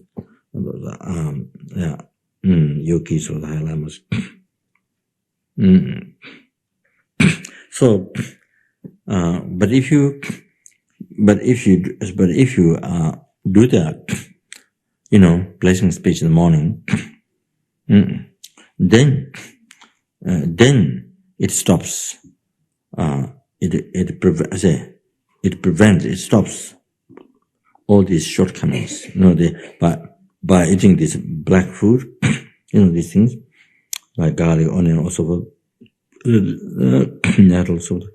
all these. Then you don't. So they cannot destroy the power of speech. Power, the mantra. So then you are able to succeed. Whatever activity, to achieve your reciting mantra, you are able to succeed.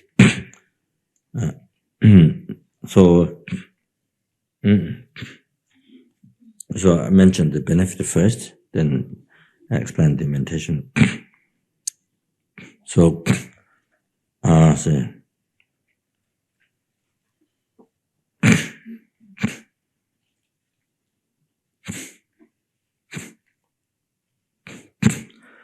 also, I think it helps. Like if you are, teaching Dharma, consultation, so your power, your speech is power. So there is more benefit, more effect to others' mental continuum. Also, to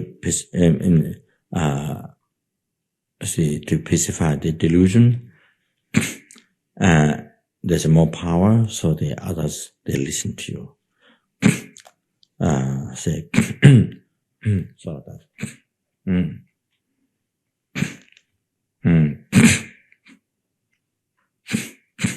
You see, sometimes there are people. This is not involved, during the practice of blessing speech. Some people, somehow they ask for something, or they express something.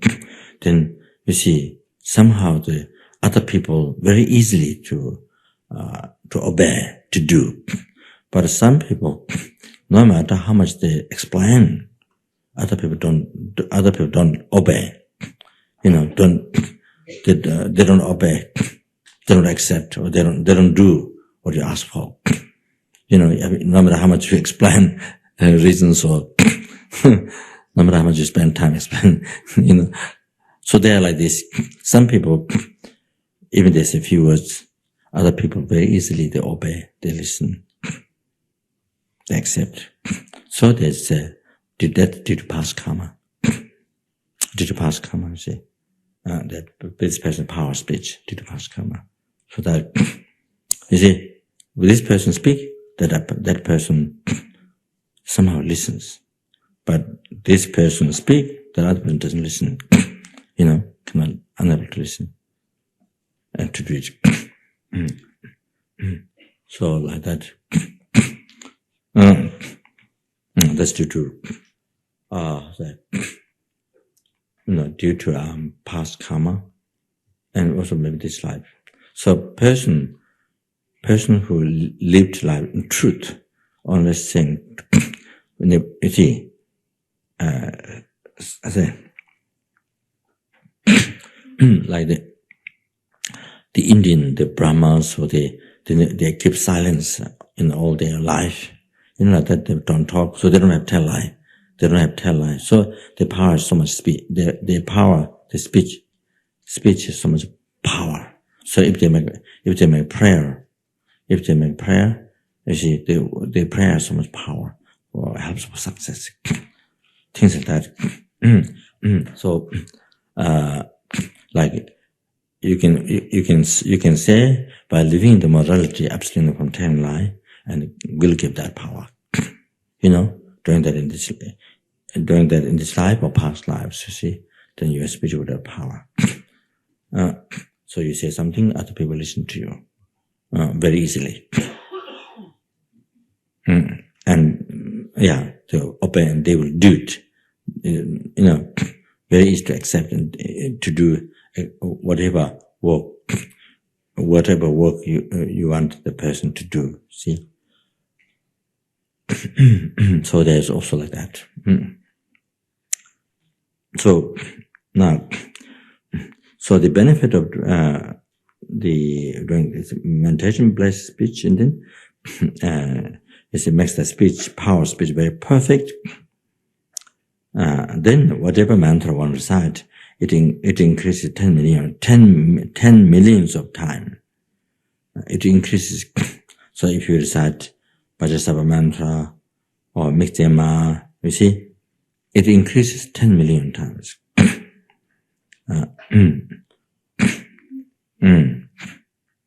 That.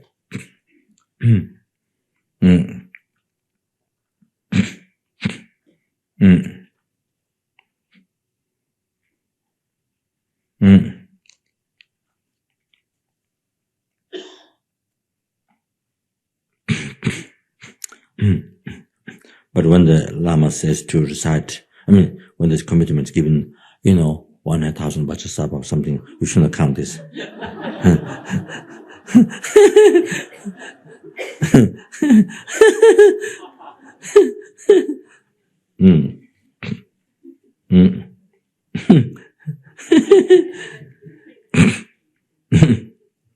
Isn't it?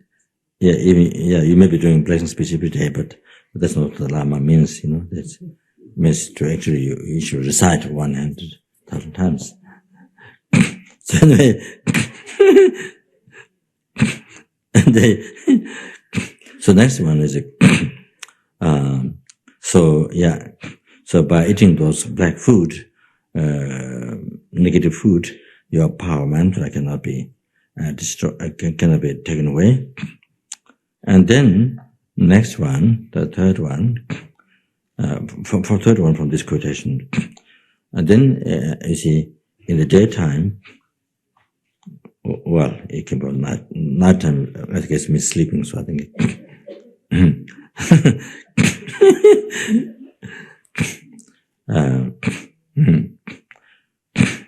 Except when you're with me, it's different.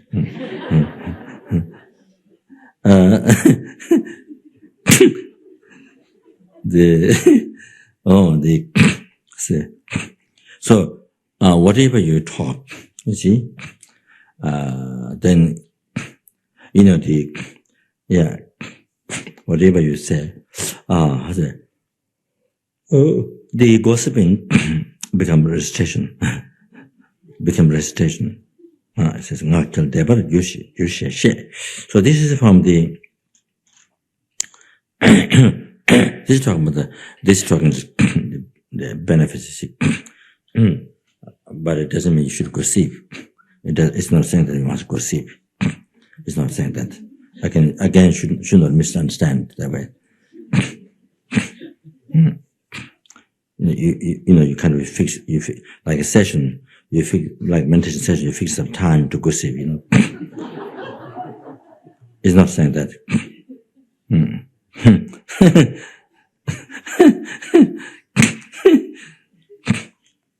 So anyway, these benefits are explained from this great yogi, Ketu Chungpo, from his teachings. Ketu Chungpo Kurles, from that, it's called Kur. I don't know why.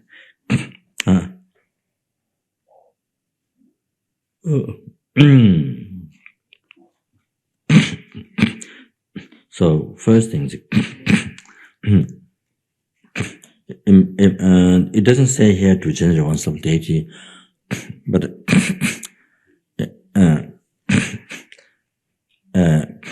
it might be good to generate yourself as deity if you have received great initiation at the Lord Tantra or Harsh Tantra. And then after that, do the blessing speech,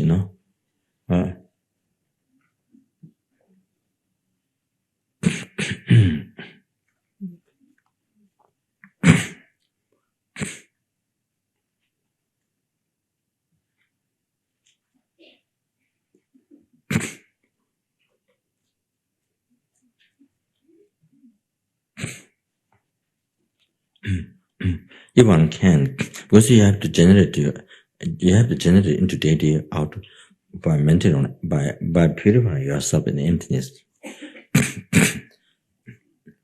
So every day, you see, when you begin the day,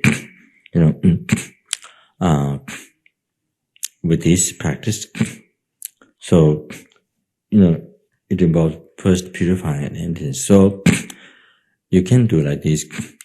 Today the way you maintain on emptiness, you see, each day you can use different techniques. So I don't mean every day, all the time, but how many different techniques you have where to maintaining emptiness, where to lead it into emptiness, you see, to see emptiness. So today one technique, tomorrow different technique, next day different technique. See, if you have 4, if you have 5, if you have 6, 7, whatever, how many different techniques. So good at that. And so I'm not going to talk that now. Here it will take a lot of time. So I'm not going to go through those different techniques of maintaining on emptiness. So whatever you have different techniques. So this is one opportunity to use for practice. Get done the meditation. So this is how you can use. This is one point where how you can use that. Of course, there may be other times you can do that. You can do in meditation on emptiness. Then you see reach the point of emptiness, and then then you see which one into deity. So that. So maybe I mentioned at that time about the different techniques of emptiness. That is you see. So, but not only when you generate into deity here, but this means today how I'm going to maintain emptiness like this way. So the next step, you use the technique here. Then today, how I'm going to maintain practice mindfulness this way. So you see it, it's together like this. You see, whatever technique you use here, then that's how you're going to in your rest of the whole day. That day, you see, practice mindfulness and emptiness. So like that. So this way, it just means as much as you can. You see, like that, anytime you can remember, or with any situation. You see, with any situation, especially,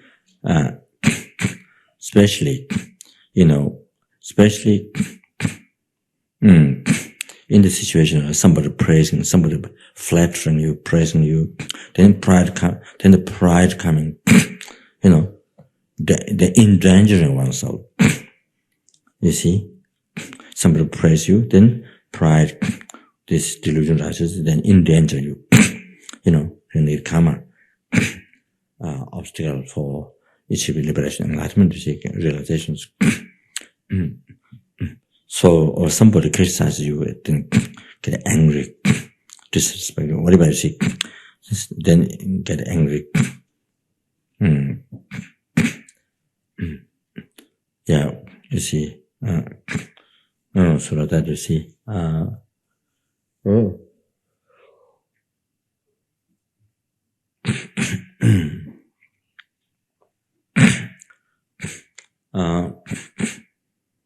so things like that, especially in a situation where it's a delusion, your enemy delusion arises, is a danger. Then you see it rises, rises and controls you, destroys your liberation, enlightenment, creates suffering of samsara, lower realm, so that destroys the merits, that you put so much effort to practice, meditate, destroy it, So there's so especially those times, so either bodhicitta or the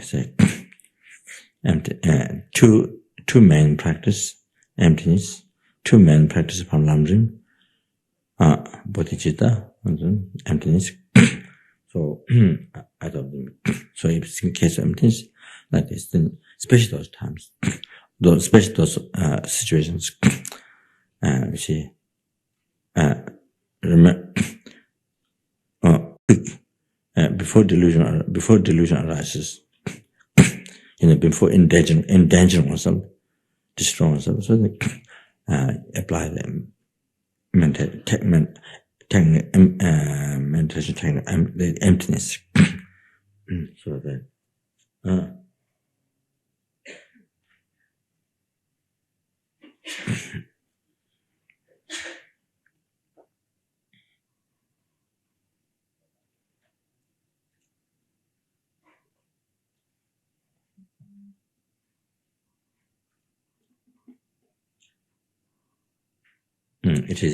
It is said by Bodhisattva, the Tongme Sangpo, who composed the 37 practice, this very effective teaching, as Tongme Sangpo said in his teaching instruction.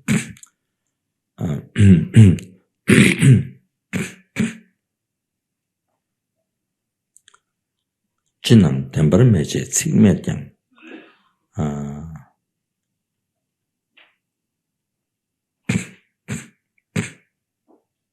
tome tsamla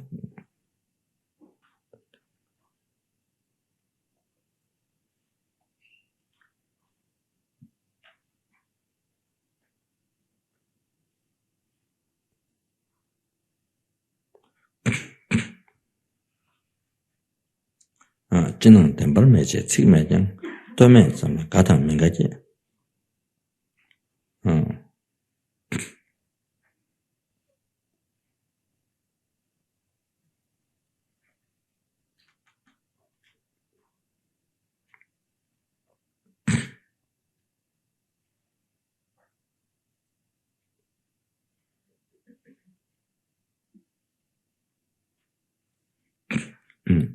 I didn't remember word by word, but the last one is saying, you see, so anyway, translate. I think that at the beginning there might be this word, Dodang Nima Choze Chebesu. Might be there. So, when your stomach is full of food and warm sunshine, there's warm sunshine, there's Dodang, your stomach is full of food, there's warm sunshine, Chebesu. Then that time, that time you see, form as a religious, religious person form, because when stomach, when you have no problem, you see, means expression say, when you don't encounter problems, the things okay, your stomach is full of food, then sun shining, relaxing. So then, you talk about Dharma, you talk Dharma, like how I'm doing now. Talk Dharma. And then talking about how Jinang Denpa Meche, Jinang Denpa Meche, Tsik Meche. Whatever appears is non-truly, whatever appears is non-truly existent.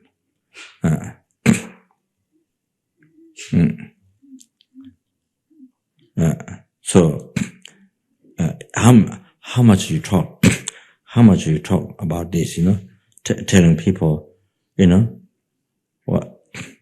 whatever appears is it's Dhamma non-truly existent. So saying the words, you see, so talking so much to people is like how I'm talking now. So, but you talk like so much to people, you see. But when somebody comes along and praise you, somebody criticize you, and somebody praise you, and then just you see, so somebody, somebody say, merely say nice thing, praise the word. These few words, that where it's ranged, you see, praising.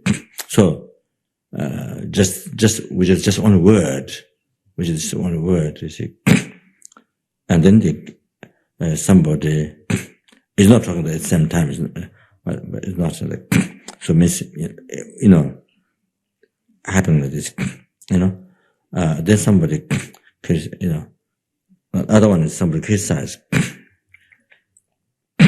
which is all just mere words. Then just mere words, just only words, but it affects to our mind. See, and then you see, then you like, attached, you like this person who praise you. You like the praise, because you like the praise, then you like the person. You dislike the criticism, because then you dislike the person who criticizes. So happy, unhappy. It affects your mind. You become happy and unhappy. Then so then I don't remember the word by word, last word. So then that person who so easily affected by what the people say, then you see, that person, see, it's far, say, the middle way. Tawa, the right view, you see, in the emptiness, right view is far away. So, Tawa Choksam, not even close. The Mindao, something I don't remember the word. Choksam and Mindao. So, you see the Madhyamika, middle way, emptiness, see, it's far from that. You see, far from that person's mind, not even small. There's not even small part of that. Chotsam, Mindao, not even small part of that. You see, emptiness. Can say, yeah, right. There's not even small part of that. You see, say. To the person's mind, not even small part of that. So what means that time person doesn't think. Other times when there's no problem,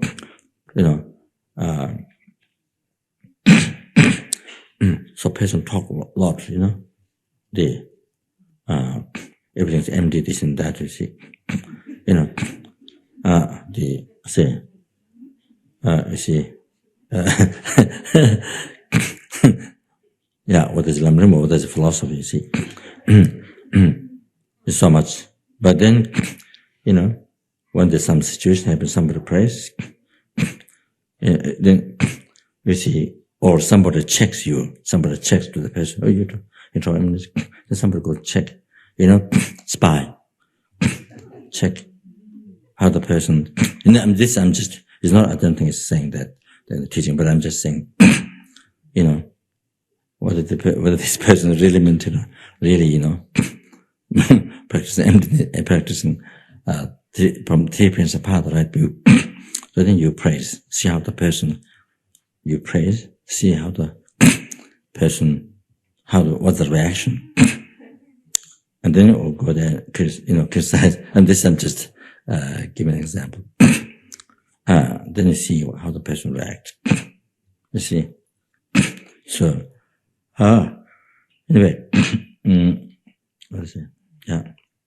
So as Thomas Sangpa said, if you do like that, say, if the just people's words, affect so easily affect, then that means you're not practicing up. Your life become ups and down. You see, then that means you're not practicing lamrim, the right view.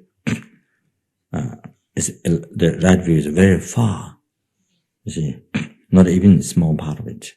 That's what I'm saying. Okay. Yeah.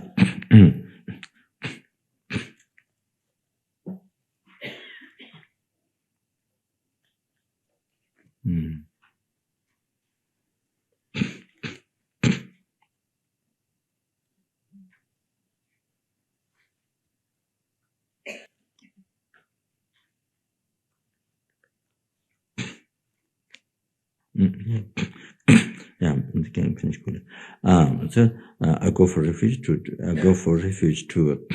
the three rare sublime ones.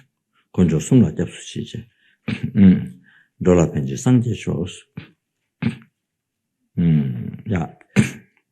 Then say maybe general bodhicitta motivation, to receive the all transmission of this for the benefit of some movements. Okay. Konjo sumla japsu dola penji sangje shows. May achieve enlightenment and not benefit for the transformation brings. Then 3 times recite that.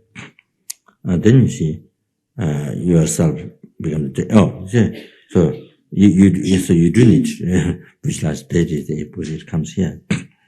So yourself, you see, clarified in deity. Above your tongue, above the tongue, there's Then is transformed into moon disk. On that, there's a Om in the center.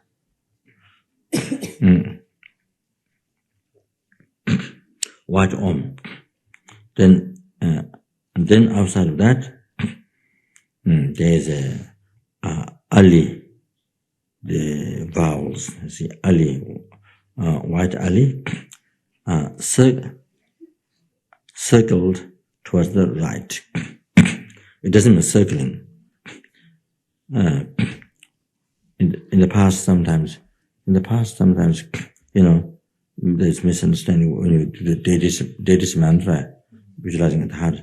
So people, some people get missing the mantra has circled.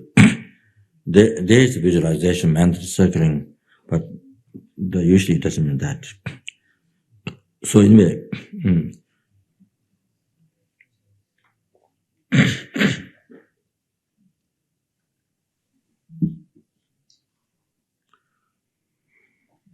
so like this normally say. So so this mundis, so the so this has a mundis mouth has to be very big. I'm joking. Anyway, I'm joking. So anyway, so there's Om. There's Om here standing, Om. So then the vowels, you see, Om, Om, I, U, Ri, Li, E, O, Ang, Swaha. So you see, his Om facing this way, the front. Then there's Om, Om from here facing to the center. Om here facing in. So that is facing inside, not facing outside. Om facing in. So Om, I, U. So like that. See, Swaha. Okay. Then outside of so that's white. Okay. Then the red kali, the consonant. Then same thing here. the third row, you see. That Om. There's Om here. Behind the second Om, you see, facing in. The Om. Then the Ga Ka Ga Ga Na. Sa Sa Za Ja Na. Da Ta Da Da Na. Da Ta Da Da Na. Da Na. Da Ta Da Da Na. Ba Pa Ba Ba Ma. Yara Lava Shaka Sahaja Swaha. So that's from left, in circle, you see, from left, like this. Then outside of that,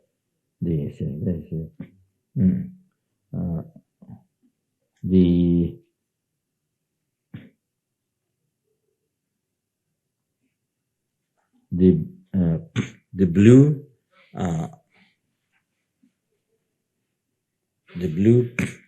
the heart mantra of dependent arising. So that is again. So here Om.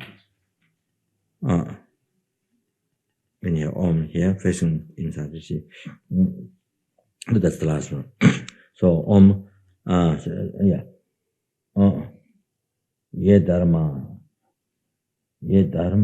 Hetu, Prabhava, Hetunde, Kentata Gado, Haiwata, Sekenza, Yoni Roda, Evam Badi, Yo. So you have to stop there. Sekenza, Yo. You have to stop there. Ni Roda, Evam Badi, Mahashama na ye swaha. So you have to stop. Otherwise, if you say yoni roda, if you recite, so if you read straight, it has totally wrong meaning. It has a totally other meaning, yoni. If you say yoni. I think there's a small booklet from Palman Lotsawa, great translator of Tibetan Lama, Palman Lotsawa. A small booklet, how to read the Sanskrit, the mantras, the letters. I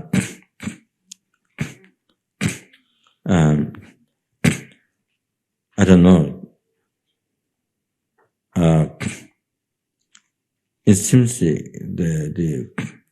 I don't know, in the books, and the Indians, they recite Om Mani Padme Hum. But in that book, it says Hum. That book is how to read the mantras, the different syllables, how to make a pronunciation. See. So that's I think it sounds like yoni. If you say yoni, then it has a total wrong meaning, like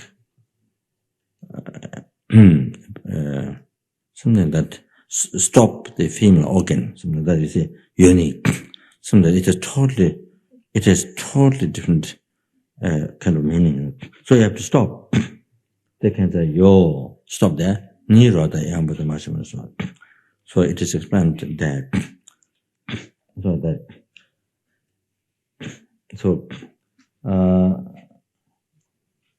So each syllable, each the vowel.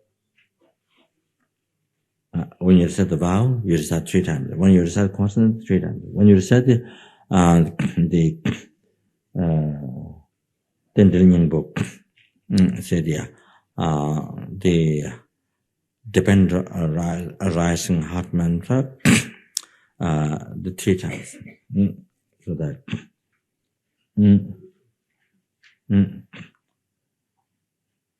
So then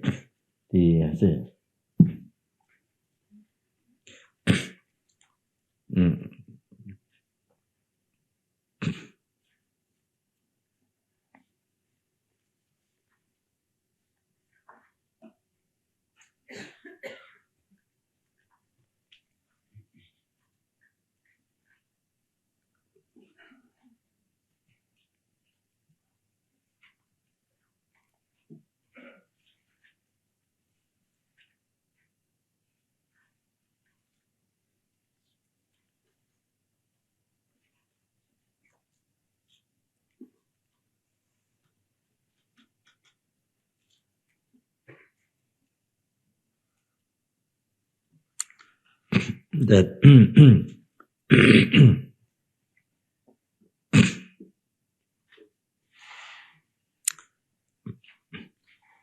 so from the vowels that you see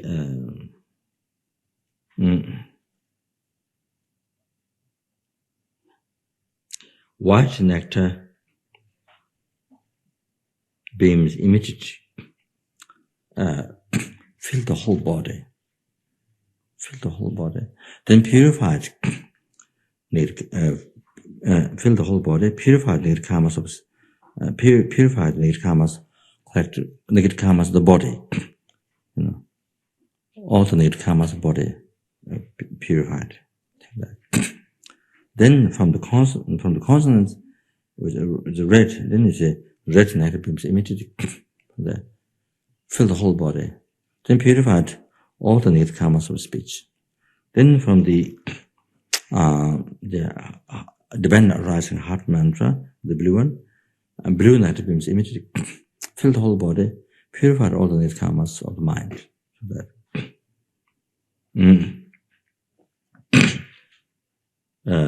This is according to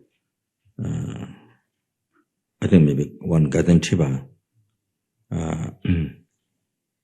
region to Sonam Wangel. This is according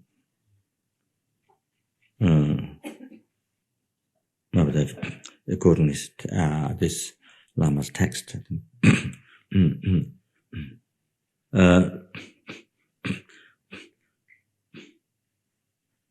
So the syllable Om and then the guidance of mantras beams immediate. Then hooked. You see, blessings and powers of the holy speech of those who are beyond from samsara, and those who are samsara beings.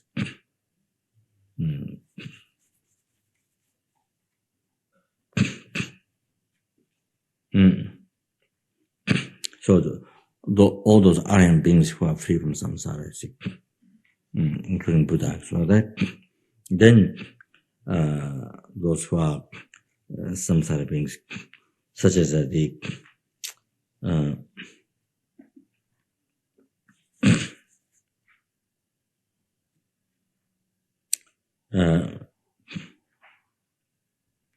like the sage, as I mentioned before, who has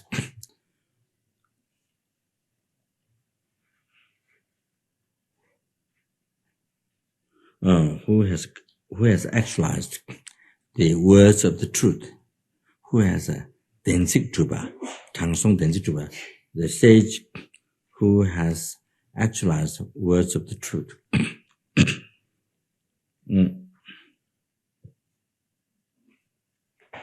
And then yogis like that.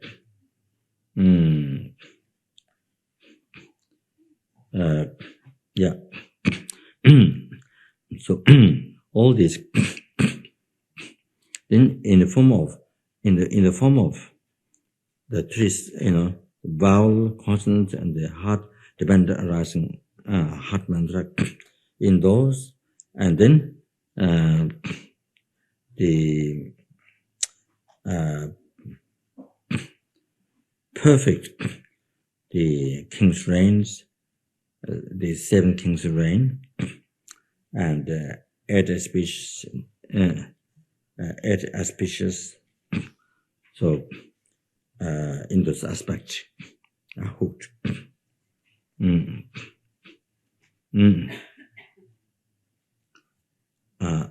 So hooked, absorbed.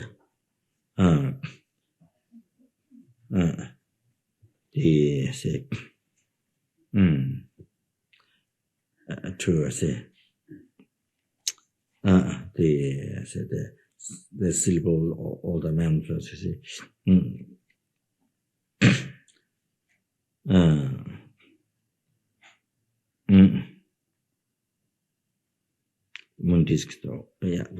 Absorbed to all. Then Then after that,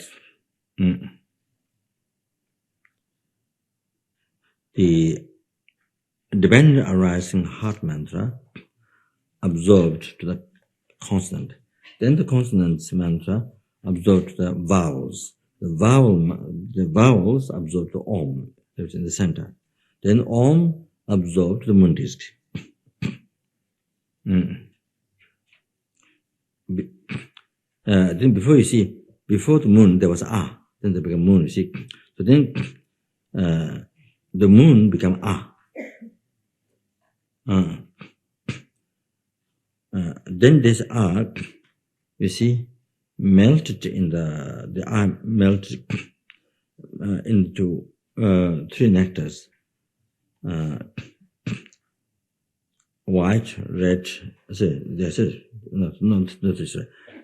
white, red nectar. The silver art melted in nectar, white, red nectar. Then absorbed on the tongue.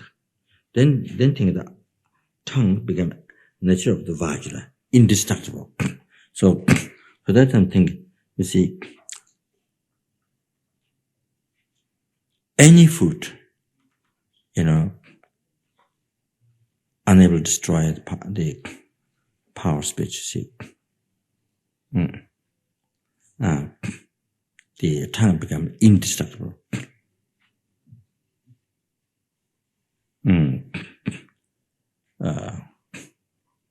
That nothing can destroy.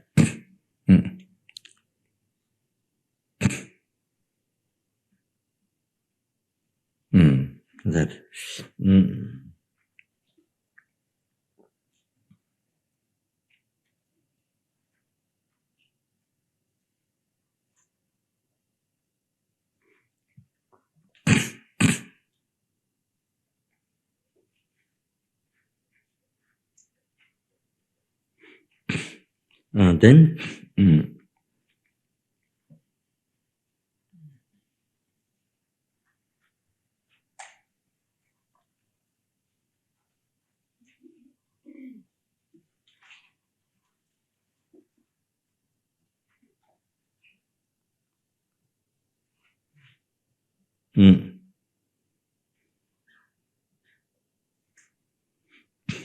Then all the Bodhisattvas, then the sage, the Tangsun, the yogis, they all the power, blessed of the speech, all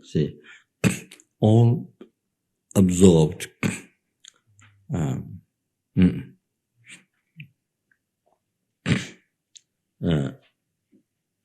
All absorbed to my speech.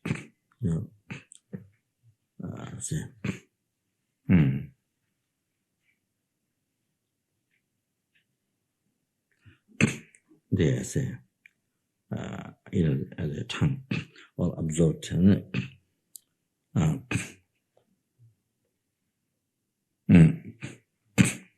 My speech become, all absorbed my speech become perfect.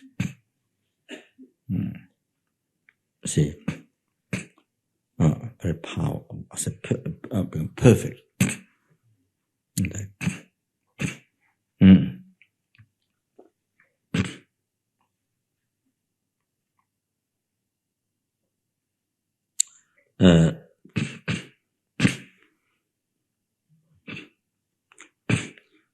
Then, you see, think becomes so powerful. So when you speak, when I speak, you see, that it can say that able to tame, that able to immediately tame other sentiments of mind, immediately able to tame. Pacify, immediately able to pacify delusion. You see, that, and able to accomplish instantly the, you see, say,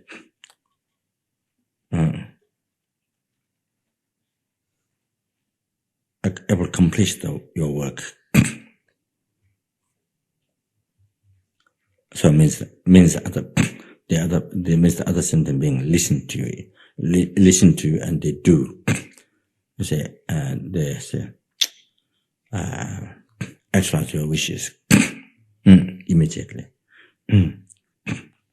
So that can think of that. So here's the verses you want to to the verses. You see from Kagyu. I saw in the text the daily life practice. It says, may my sense of tongue receive all the power of those who have gone to the bliss, means Buddhas.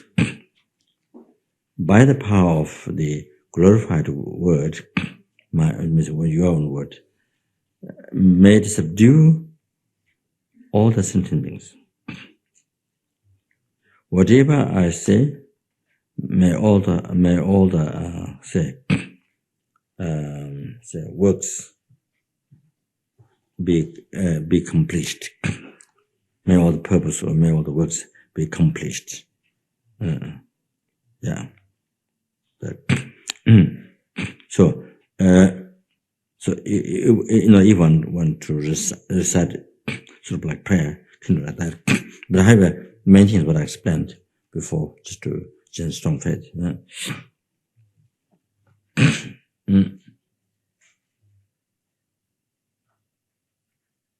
After that, then say,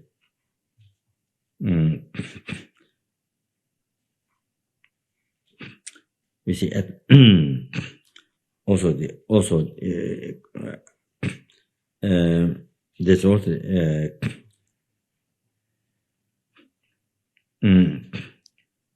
there's also this meditation to do at the end.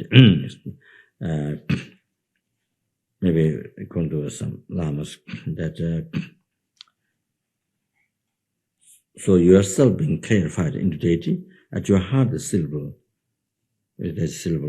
hum, then you see then you visualize those mantras around on the one disc you see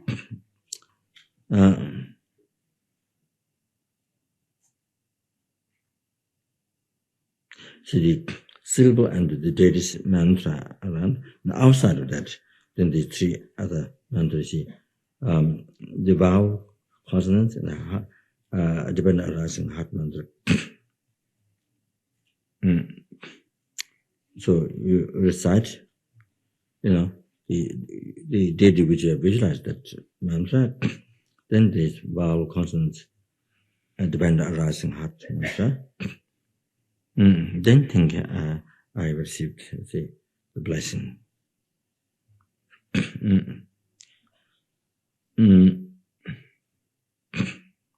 So normally you see, especially when you're doing, you can do that in even daily life after you finish, sadhana, reciting mantra, or especially during retreat, when you count deity's mantra, that you see. So if you recite, here it says, whatever virtuous action you did with the body, speech, mind, at the end of the session, if you recite the vow, the dependent arising heart mantra 3 times, then whatever mantra you recited will be accomplished.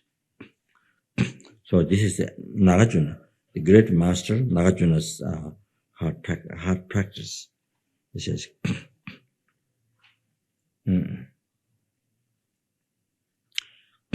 so end of the session, you see, when you finish the reciting mantra, when you stop, you see, then you recite this 3 times, the vowel, consonants, the dependent arising heart mantra.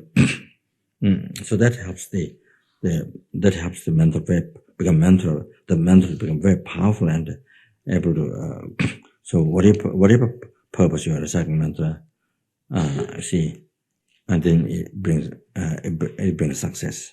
It becomes very powerful.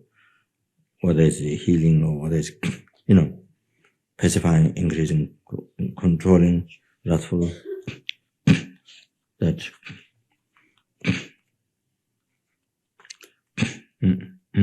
so I did just the prayer. It's so commentary done.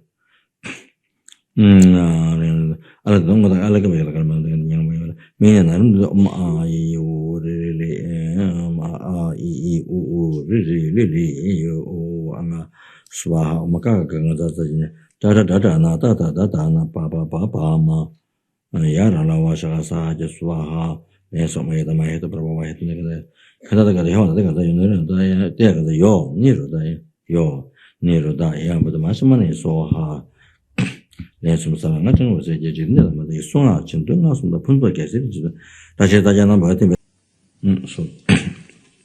so part of the blessing, the practice of blessing speech, which makes extremely profitable.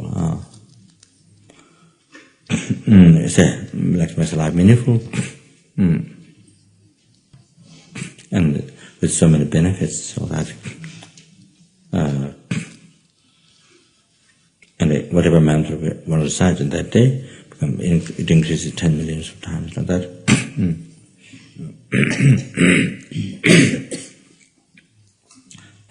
So, essence, it makes it easy to achieve enlightenment. So that.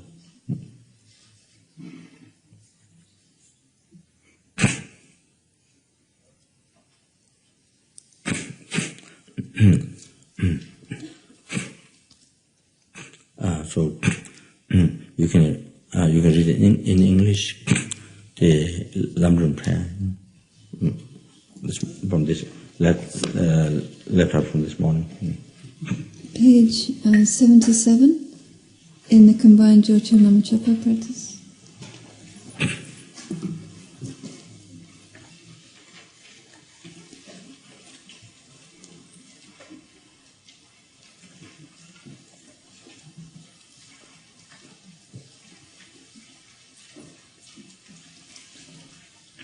Through the power of having made offerings and respectful requests to you, holy and perfect pure Gurus, supreme field of merit, I seek your blessings, saviours and root of well-being and bliss, that I may come under your joyful care. Practicing Guru Devotion of the 9 Attitudes, page 78. I am requesting the kind Lord Root Guru, who is more extraordinary than all the Buddhas. Please bless me to be able to devote myself to the qualified Lord Guru with great respect in all my future lifetimes. By realizing that correctly devoting myself to the kind Lord Guru, who is the foundation of all good qualities, is the root of happiness and goodness, I shall devote myself to him with great respect, not forsaking him even at the cost of my life. Thinking of the importance of the qualified Guru, may I allow myself to enter under his control. May I be like an obedient son, acting exactly in accordance with the Guru's advice. Even when Maras, evil friends and the like try to split me from the Guru, may I be like a Vajra, inseparable forever. When the Guru gives me work, whatever the burden, may I be like the earth, carrying all. When I devote myself to the Guru, whatever suffering occurs, may I be like a mountain, immovable. Even if I have to perform all the unpleasant tasks, may I be like a servant of the king, with a mind undisturbed. May I abandon pride, holding myself lower than the Guru. May I be like a sweeper. May I be like a rope, joyfully holding the Guru's work, no matter how difficult or heavy a burden. Even when the Guru criticizes, provokes, or ignores me, may I be like a dog without anger, never responding with anger. May I be like a ferry boat, never upset at any time, to come and go from Guru. O glorious and precious Guru, please bless me to be able to practice in this way from now on in all my future lifetimes. May I be able to devote myself to the Guru in this way.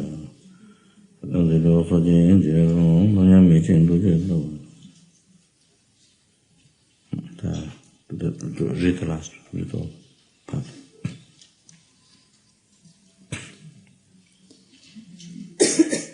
By reciting these words aloud and reflecting on their meaning in your mind, you will have the good fortune to be able to devote yourself correctly to the precious Guru from life to life in all your future lifetimes.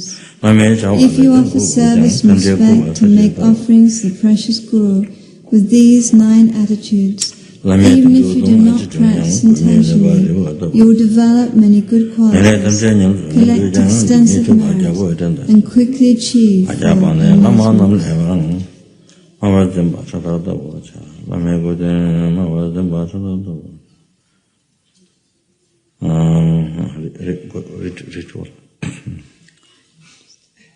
Page 81. Realizing how this body of liberties and endurance is found at once difficult to obtain is easily lost. I seek your blessings to partake of its essence, make it worthwhile, and not be distracted by the meaningless affairs of this life. Aghast at the searing blaze of suffering of the lower realms, I take heartfelt refuge in the 3 precious gems, and seek your blessings that I may eagerly endeavor to practice the various means for abandoning what is bound to misfortune and accumulating virtuous deeds. Violently tossed amidst waves of delusion and karma, plagued by hordes of watery denizens, the 3 kinds of suffering, I seek your blessings to develop an intense longing to be free from this monstrous ocean of boundless and vicious existence. Having abandoned the mind that feels its unbearable prison of cyclic existence as a pleasure, I seek your blessings to partake of the treasure of Arya jewels by practicing the 3 high trainings, and thereby to uphold the creation's planet. Having considered how all these pitiful beings have been my mothers, and have raised me in kindness again and again, I seek your blessings to develop an affected compassion like that of a loving mother for her precious child. There is no difference between myself and others. None of us wishes even the slightest of sufferings, or is ever content with the happiness we have. Realizing this, I seek your blessings that I may enhance the bliss and joy of others. This chronic disease of cherishing myself is the cause giving rise to my unsought suffering. Perceiving this, I seek your blessings to blame, begrudge, and destroy the monstrous demon of selfishness. The mind that cherishes all mother beings and would secure them in bliss is the gateway leading to infinite virtue. Seeing this, I seek your blessings to cherish these beings more than my life, even should they rise up as my enemies. In brief, infantile beings, they were only for their own ends, while Buddhas work solely for the welfare of others, with the mind understanding distinctions between the failings of one and the advantages of the other. I seek your blessings to enable me to equalize and exchange myself with others. Since cherishing myself is a doorway to all torment, while cherishing my mothers is the foundation of all that is good, I seek your blessings to make my core practice the yoga of exchanging self for others. The 8 verses of thought transformation, page 85. Determined to obtain the greatest possible benefit from all sentient beings, who are more precious than a wish-fulfilling jewel, I shall hold them most dear at all times. When, in the company of others, I shall always consider myself the lowest of all, and from the depths of my heart hold others dear and supreme. Vigilant, the moment delusion appears in my mind, endangering myself and others, I shall confront and avert it without delay. Whenever I see beings who are wicked in nature and overwhelmed by violent negative actions and suffering, I shall hold such rare ones dear, as if I had found a precious treasure. When, out of envy, others mistreat me with abuse, insults, or the like, I shall accept defeat and offer the victory to others.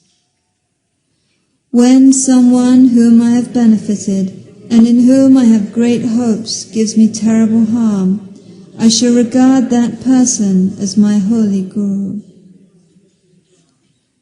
In short, both directly and indirectly, do I offer every happiness and benefit to all my mothers.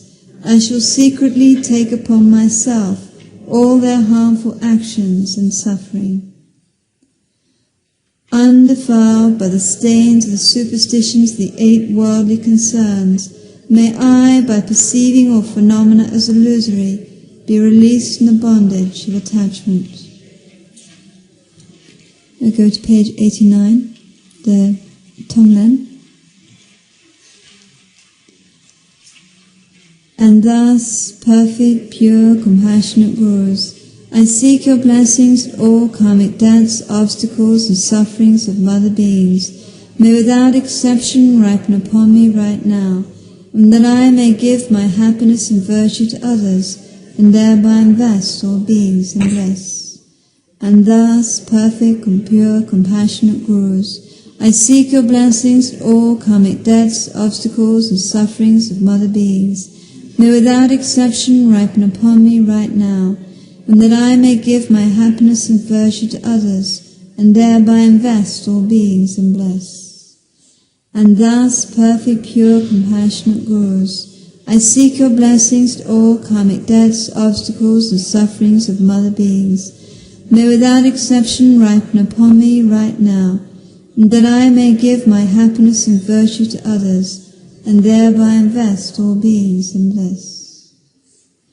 Should even my environment and the beings therein be filled with the fruits of their negative actions, and unwished-for sufferings poured down on me like rain, I seek your blessings to take these miserable conditions as a path, by seeing them as causes to exhaust the results of my negative karma.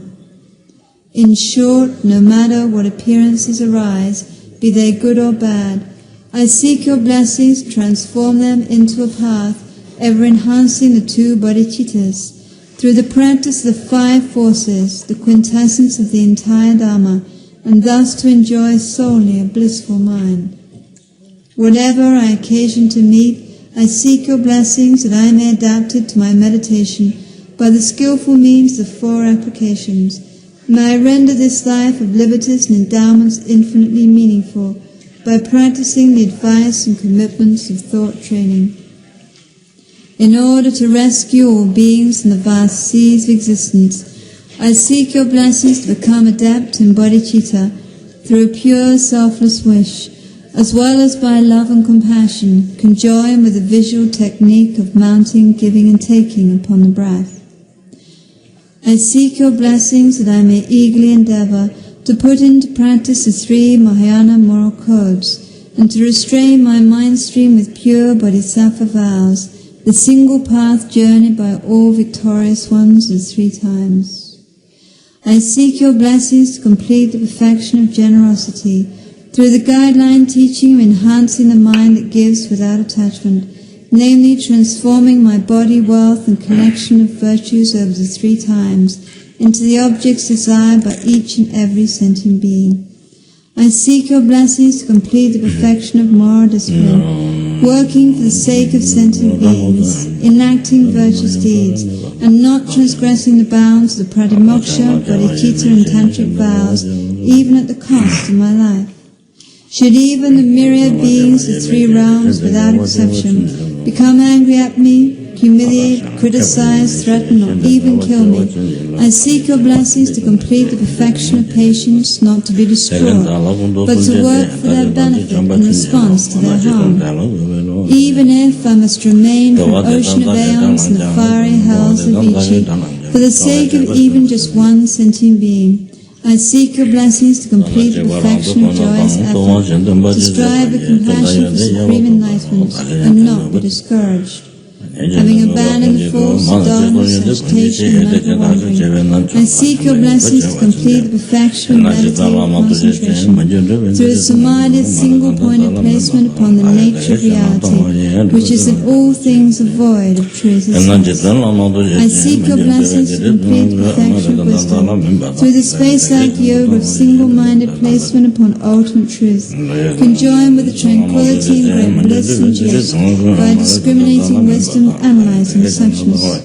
I seek your blessings to perfect samadhi on illusion by realizing how all outer and inner phenomena lack true existence, but still appear like a mirage, a dream, or the moon's image on a still lake. Samsara, nirvana, like even an atom of true existence, while cause and effect are independent arising and infallible. I seek your blessings to discern the import and magnitude of thought. These two are complementary and not contradictory. And thereupon I seek your blessings that I may cross the ocean of Tantra through the kindness of my navigator Vajradhara, by holding my vows and words of honor, the roots of all powerful attainments more dear than my life. I seek your blessings to cleanse all stains of ordinary appearance and grasping, through the first stage yoga of transforming birth, death, and Buddha into the three bodies of Buddha, so that whatever appears may arise as a deity. I seek your blessings to actualize in this life the path of unity, of clear light in the illusory body that arises from placing your feet, my Saviour, in the 8 petals of my heart, at the very center of my central channel. Should I not have completed the points of the path at the time of death, I seek your blessings that I may be led to the pure light, either through the instructions applying the 5 forces, or by the forceful means to enlightenment, the Guru's transference of mind. In short, I seek your blessings, my Saviour, to be cared for by you and raising me to all my lives, and thus to become your chief disciple, holding every secret of your body, speech, and mind. Saviour, please grant that all the auspicious deeds foremost among your very circling disciples, wherever you manifest Buddhahood, so that all my temporal and ultimate wishes without exception may be effortlessly and spontaneously fulfilled. So we can just go to the Maitreya mantra on page 99.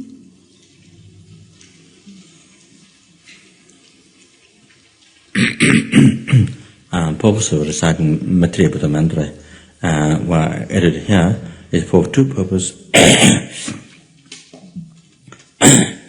Because reciting Maitreya Buddha mantra,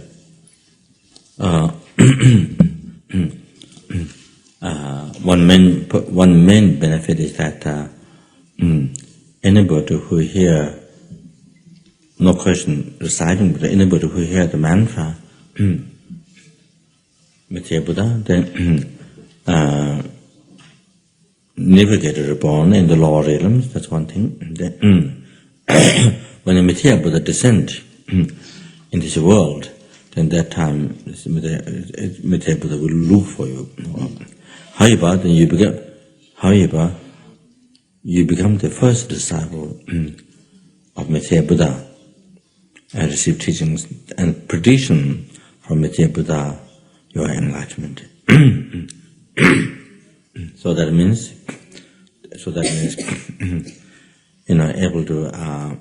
able to achieve enlightenment during that time.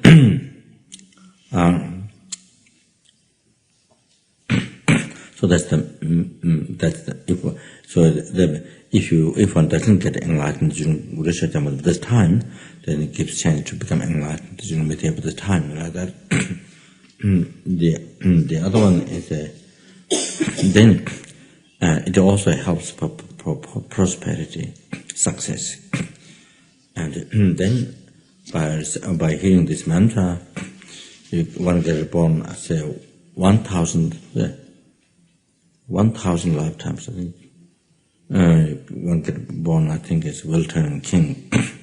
That. And then it helps to engage, to live in to always engage in 10 virtuous action. To be able, engage the 10 virtuous action. So it's very important. So like that.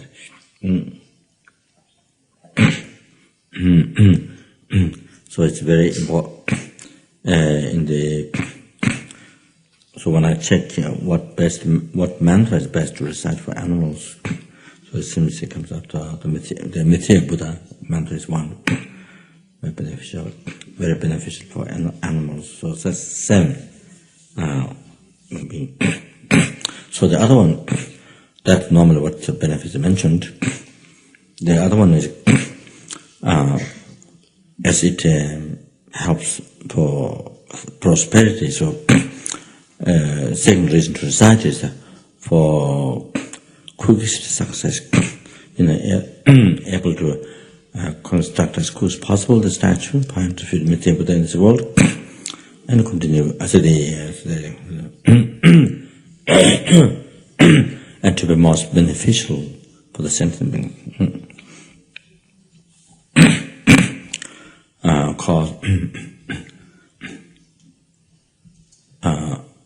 Cause all the sentient beings to purify their need karma so easily and to correct extensive merit so easily, and able to transform their mind into, able to faith in Dharma Sangha and bodhicitta. So in that way, everybody live their life with bodhicitta, realization. So everybody live their life only benefiting each other, no harm. So nobody experiences war, famine, disease, torture, poverty, sicknesses and dangers of fire, water, air, earthquakes, all the undesirable things that they don't experience. So they have a perfect peace and happiness, and then to complete path to achieve enlightenment as quick as possible, and to receive all the fundings for this without delay in second. So that. So this reason. So at the end of near the end, then before the dedication, to recite the Maitreya Buddha mantra 7 times. So that's the purpose.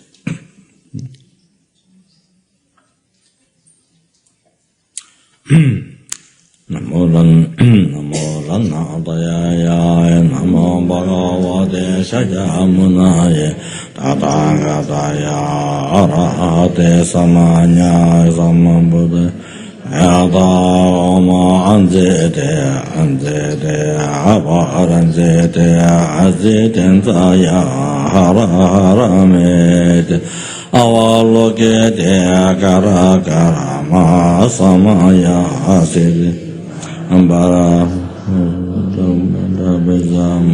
Mara Yama Kamma Samaya Bodhe Ma Bodhe So Oma Moye Ma Moye So Oma Mane Mara So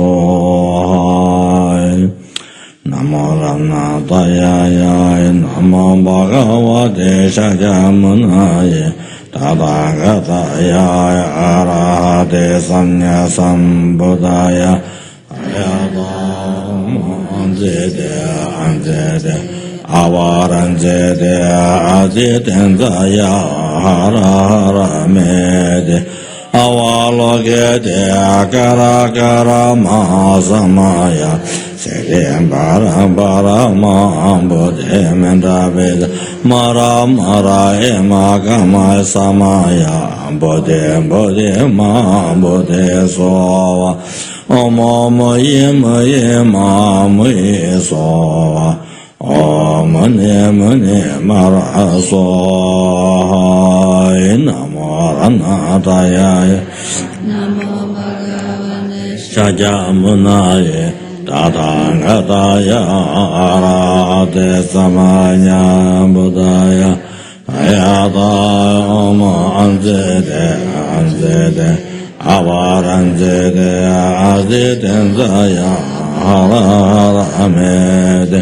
Avalogede Kara Kara Ma Samaya Azide Baramba Mambo de Menda Beza Mara Mara Yama Gamai Samaya Bode Bode Mambo de Zoa Omoye Moye Mamoye Zoa Oemone Mone Marazoa Namarana Daya Namo Bhagavate Shajamunaya Taragataya Arahate Samanya Tayata Oma Anzede Anzede Avaranzede Anzede Hara Hara Mede Avalogede Agara Gara Maya Samaya Sade Baram Barama Mule Mandane Marama Gamaya Samaya Bodhe Bodhe Mam Bodhe Sova Amaye Maye Mamaye Sova Oye Muni Muni Marazoya Namarana Daya Namo Bhagavate Shajamunaya Tarangataya Arate Samanya Nataya Oma Anzete Anzete Avaranzete Azetenzaya Hara Hara Mete Avalogete Ragarama Samaya Siddhim Baram Barama Menda Besa Mara Mara Ema Gamaya Samaya Bodhe Bodhe Mam Bodhe Soa Omoye Moye Mamoye Soa Omoye Moye Mara Soa Namo Dana Daya Namo Bhagavate Shajamunaya Tadagaya Arahate Samaya Buddhaya Tayata Oma Anzede Anzede Avaranzede Azetenzaya Hararamede Avalogede Agara Agara Ma Samaya Siddhim Baramba Mambo de Menda Beza Marama Ema Gamaya Samaya Embodi Bodi Mambo de Soa Amaye Maye Mamaye Soa Amone Mone Marazo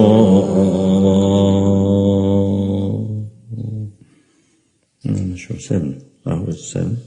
6 or 7? 6.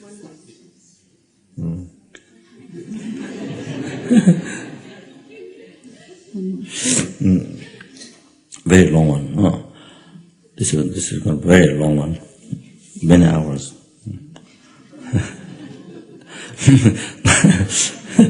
Namo Rana Daya Namo Bhagavate Shajamunaya Tata Gataya Arate Samanya Buddhaya Tayata Mo Anzede Anzede Avaranzede Azetenzaya Hararamedere Avalogede Kara Kara Mahasamaya Siddhim Baram Baram Bodhe Menda Beza Mara Mara Yama Gamaya Samaya Bodhe Bodhe Mam Bodhe Soa Amaye Maye Mamaye Soa Amane Mane Mara Soa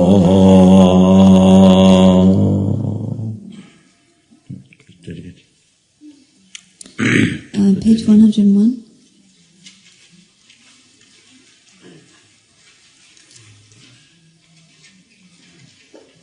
Whatever white virtues I've thus created I dedicate as causes enabling me to uphold the holy Dharma of scriptures and insights, and fulfill without exception the prayers and deeds of all the Buddhas and Bodhisattvas of the 3 times.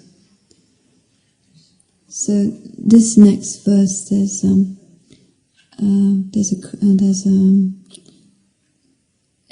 version that Rinpoche does, which is slightly different from the one you've got in the book. Actually, it's quite different. And so I'll just read it out. Due to all the merits accumulated by myself, all the Buddhas and Bodhisattvas, and all sentient beings, may I myself, all the members of my family, all the members of this organization, and all sentient beings. Now it carries on. Never be parted in all our lives from Mahayana's 4 spheres, and may we reach the end of our journey along the paths of renunciation, bodhicitta, pure view, and the 2 stages.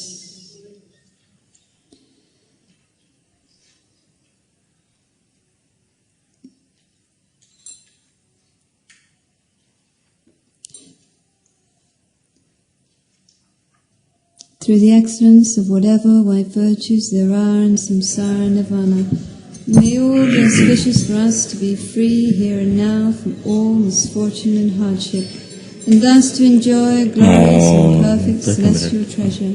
Tibetan. Okay, Tibetan. What do you say? Bodhisattva was there? All the Buddhas and Bodhisattvas and all sentient beings. Or what?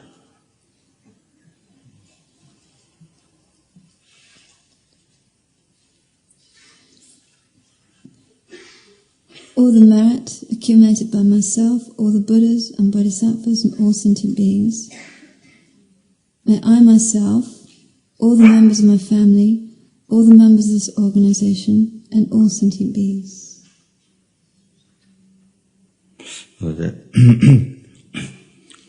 But before that is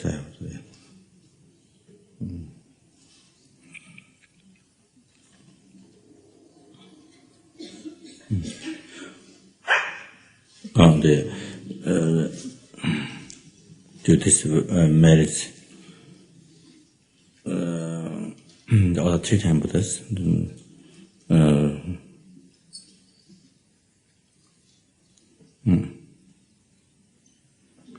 3 time merits the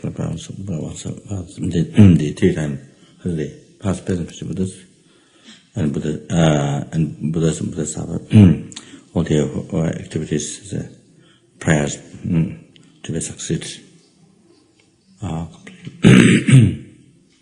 and dedicate all these merits to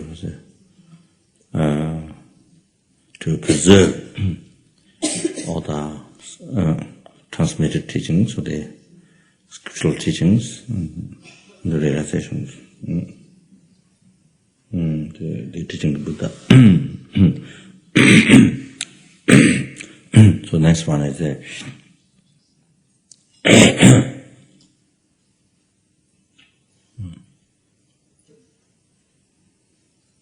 so oneself, one's family members, all the students, benefactors in the organization, those give up their life to the organization, doing service to sentient beings, teaching Buddha, and all the rest of the sentient beings may we never be separated away from the 4 Mahayana Dharma wheels.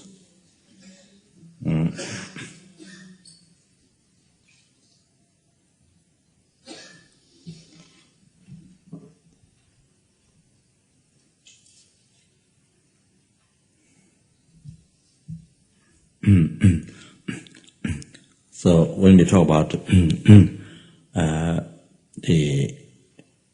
how making the life highly meaningful, so they say what one can achieve,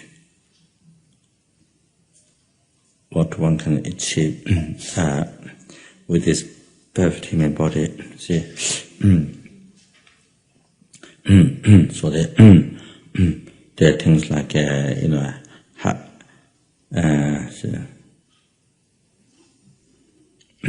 what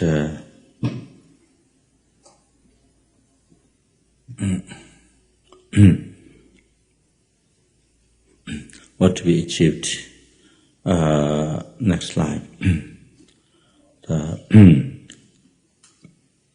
I guess there could be also this life, I think. That doesn't have to be only next life, but anyway, depending on what it is. So, according to Nagarjuna, so the things to be achieved next life, like the 8 Namingi Yuntenje, the human body having 8 ripening aspect qualities. Next life. And then according to, say, I've forgotten one, Basubentu, I think, then there's another one, the 7, 30 and then doing it dancing. The human body, the body of the happy transmigrating, which has 7 qualities. Then there's according to one, remember 1 point. Then Basubentu, they achieve, I think, 4 Mahayana Dharma wills. So, next life, you see, to be successful, attaining realization, practice Dharma. So, in this life, making prayer. So, next life to be successful. So, since one makes prayer to achieve this human body having 8 ripening aspect qualities. So with each one, what you can do, see, as Lama Tsongkhapa emphasized, if you achieve that, then you can make big progression in the actualizing path. So I think there's a lot. I've forgotten which point did that 7, human body having 7 qualities, but this one, I think Basubentu that. So to never separate away. So all the so all this benefit of the one of them, all of us here, and all the rest of the things to never separate away from 4 Mahayana Dharma wills.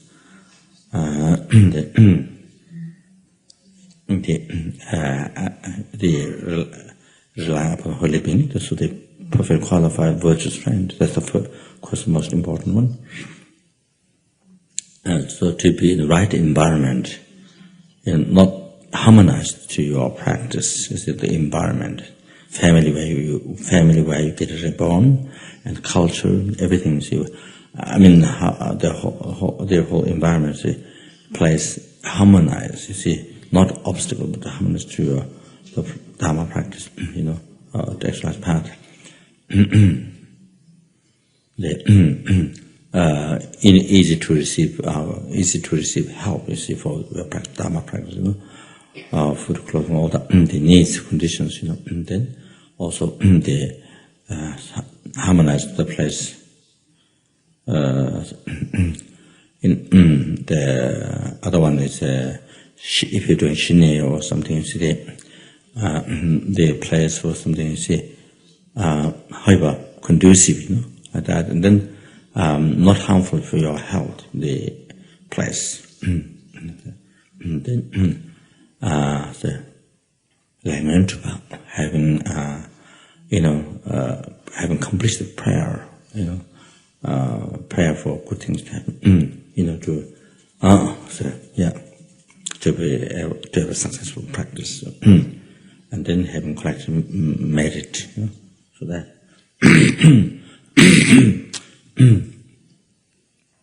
then to be able to complete this, able to exercise the power, 2 stages, and could achieve the Bhattacharya state like that. Oneself and all the symptoms. So what I'm saying here is that when we do dedication, we should cover every time as much as possible for others. Not only dedicate for oneself, but we should always, as much as possible, include all sentient beings. That's the one main emphasis. Why has this here this part of dedication, one's of family members, all the student benefactors of organization. So then all the rest of sentient beings. So everybody get benefit. So everyone get benefit. So see, we can manage this way.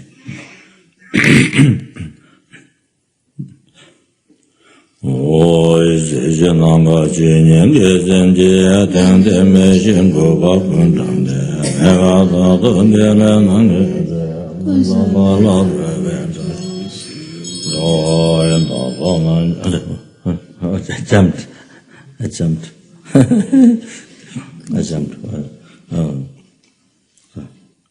Read. Huh? Kunja lo santa be chuje de la sonam da je dula nan jo da jo so je yong tu je yong da ne la ma la do la so wa ta lo santa cha la jo ne jin de lun de do lo san do je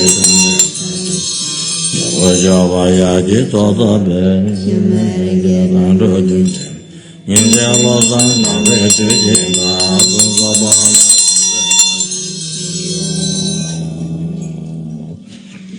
oh, and Zona Jeden, Janjo, Jedan, Jejo, watches. Shende Jeden, Dambe, Sojigo, Jimin,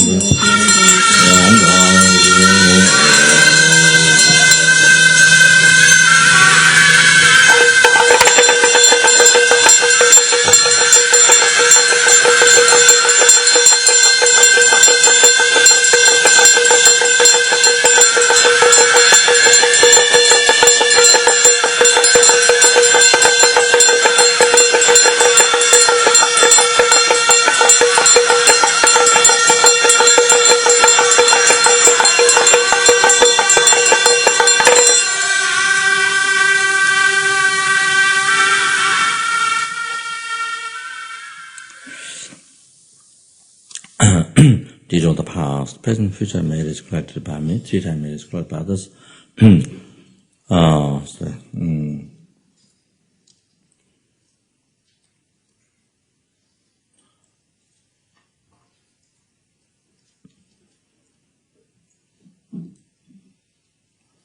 May the Bodhicitta be generated with what's our heart, what's family member, all of us here. And all the student benefactors of the organization, those who give up their lives for organization, doing service to sentient children, and in the hearts of all sentient beings, especially, may the Bodhicitta, the third time dedication, may be generated particularly in the hearts of everyone in this world, and third time particularly to generate Bodhicitta, in the heart of all the leaders of this world. And then, along with that, also the terrorists, all the people who are creating so much harm, carrying so much violence in their hearts to be generated without delay in a second. And then who had generated Bodhicitta, those Bodhicitta to be increased, had to be increased. Even though it was already dedicated before within the Lama Chapa, but so it's so important, so we make again another strong dedication for this.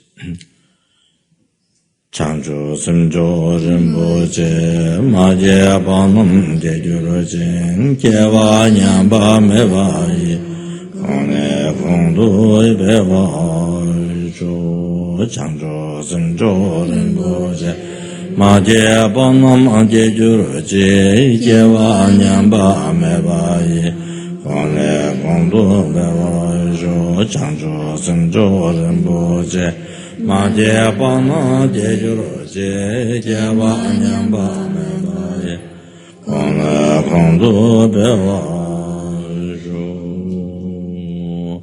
Kare Rave Kore Shingamandir Pendan Dewa Malu Jumvene Jere Siwa Tenjen Jansu Yi Shame Sede Bazo Tenjuru Other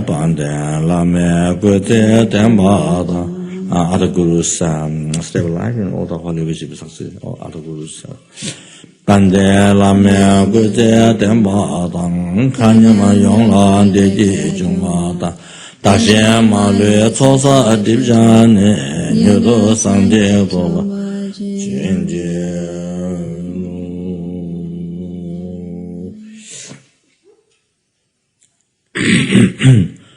These are the 3 times brothers. They made the mainland Chinese government, the top high officials, made they able to discover, realize their view towards Islam is totally mistaken, and realize that Islam is the essence of all the Buddha's compassion, and totally devote and do exactly what Islam wishes, and invite in China and to give teachings, all those billions of people, and those billions of people enjoy the sun shining of the happiness of Dharma, and have total freedom in pure Buddhism. And Smela, and in Tibet, so there's a total freedom there. The Tibet have their country back, and then the total freedom to preserve Dharma, spread Dharma, and then even more than before, even more than what happened before when they were independent. Then, and that way, then to spread and preserve Dharma in the world, to last, to flourish, very strongly in this world. Like that, and then this is this guide the people and Tibetan people like that, to continue how to say the freedom like that, like before. So pray.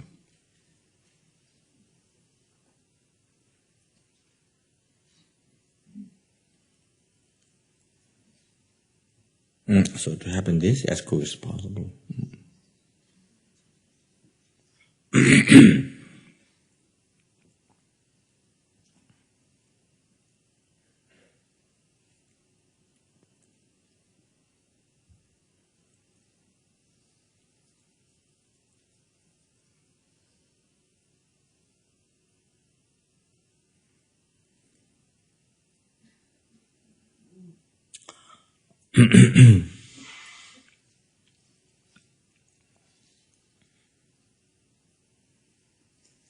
These are the past, present, future made is collected by me, 3 times made is collected by others, once family members, all of us here, and all the student benefactors in this organization, as well as all the rest of the sentient beings. May we meet only a perfectly qualified Mahana Guru in all the lifetimes, and then every sentient being, oneself, every sentient being, able to see the Guru only Buddha from each sentient being side and from our side in all the future lifetimes, and to be able to do action only most pleasing the Holy One, the Virtuous Friend, from each sentient being side, from our side in all the lifetimes, and then so to be able to fulfill the holy wish of the Virtuous Friend immediately by each sentient being side, by one's own side, in all the lifetimes.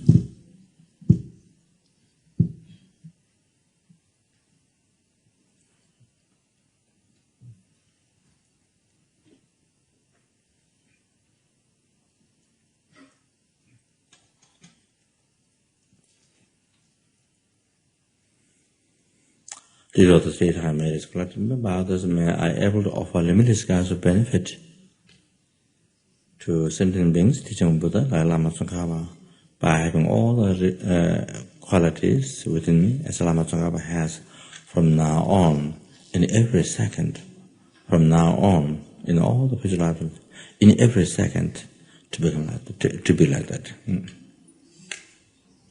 May I be like that?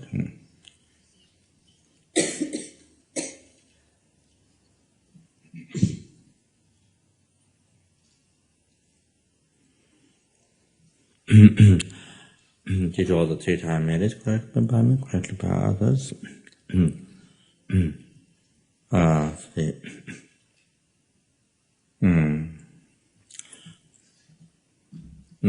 While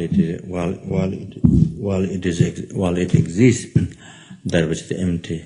May the I who is, while it is existing, that which is empty, who is empty. Achieve Lama Tsongkhapa's enlightenment, which while it is existing, that which is empty. And lead all the sentient beings while they existing who are empty to that Lama Tsongkhapa's enlightenment while it is existing, that was empty by myself alone, who while it is existing, so that who is totally empty.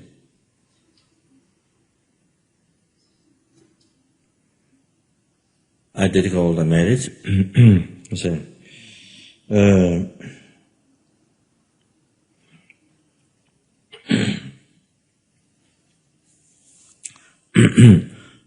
I dedicate all the merits today.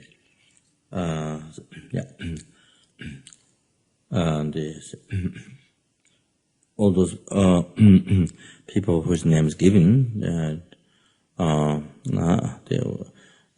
name is given to me, that who died, and whom I promised prayer, and those whose names given to me, who loved me, those who died. And including the numberless helpers, hungry animals.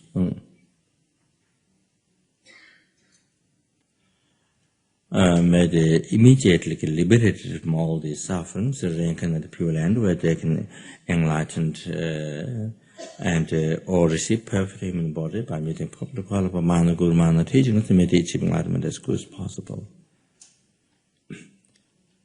And did all the 3 times made as collected by me, by others, by my seeing symptom being sick or hear sick, made a cause back to them immediately get healed and actualize bodhicitta and have most meaningful life. Then by my hearing a sentiment died or saw dead, cause those sentient beings immediately to be born pure land where they can become enlightened. And the human beings, a sentient being is born a human being, receive human body, but no opportunity to practice Dharma. May they meet properly qualified mana, guru, mana teachings, may they achieve enlightenment as much as possible.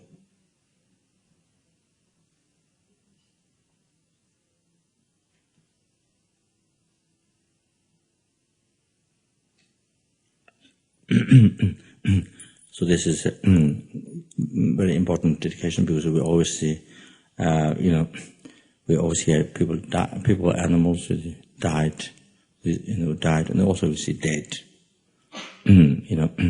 While we're driving in the car, we see in the road so many died, killed over the, or in the TV we see when we watch news and so many. So we dedicate. So every day we dedicate like this, and then it's very helpful. So that covers everybody. So even seeing that they're dead, it has, you're seeing it has a benefit. But let me see. So that. Dedicate all the merits.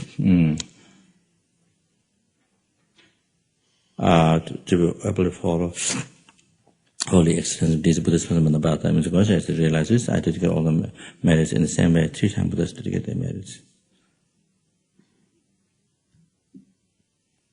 In the general teaching of the particular Lama Tsongkhapa's teaching may be spread all over the world and flourished by even this world by completely actualizing with one's heart, as also permanent members as well as all of us here, and all the benefactors and so on, and everyone in this world.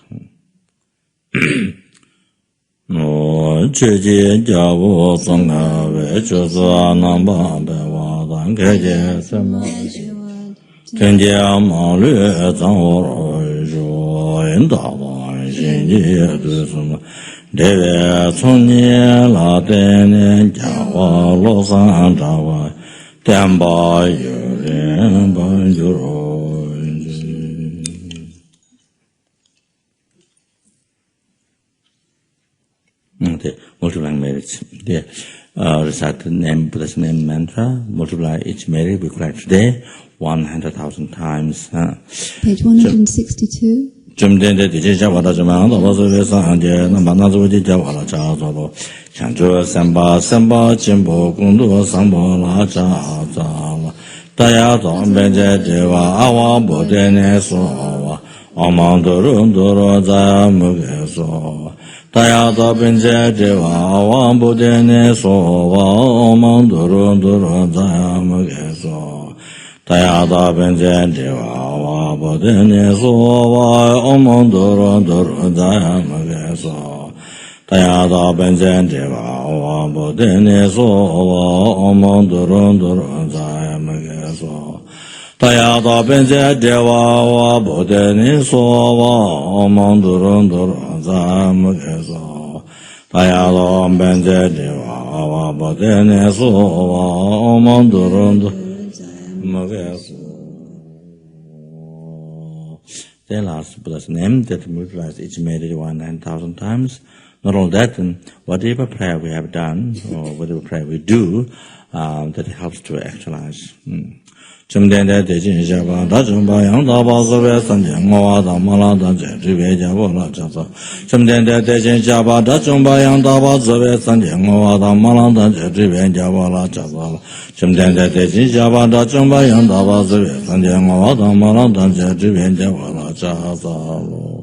Due to the blessings of immanent Bodhisattvas and the unbetrayable dependent arising, and due to my special attitude, may all my pure prayers be succeed immediately.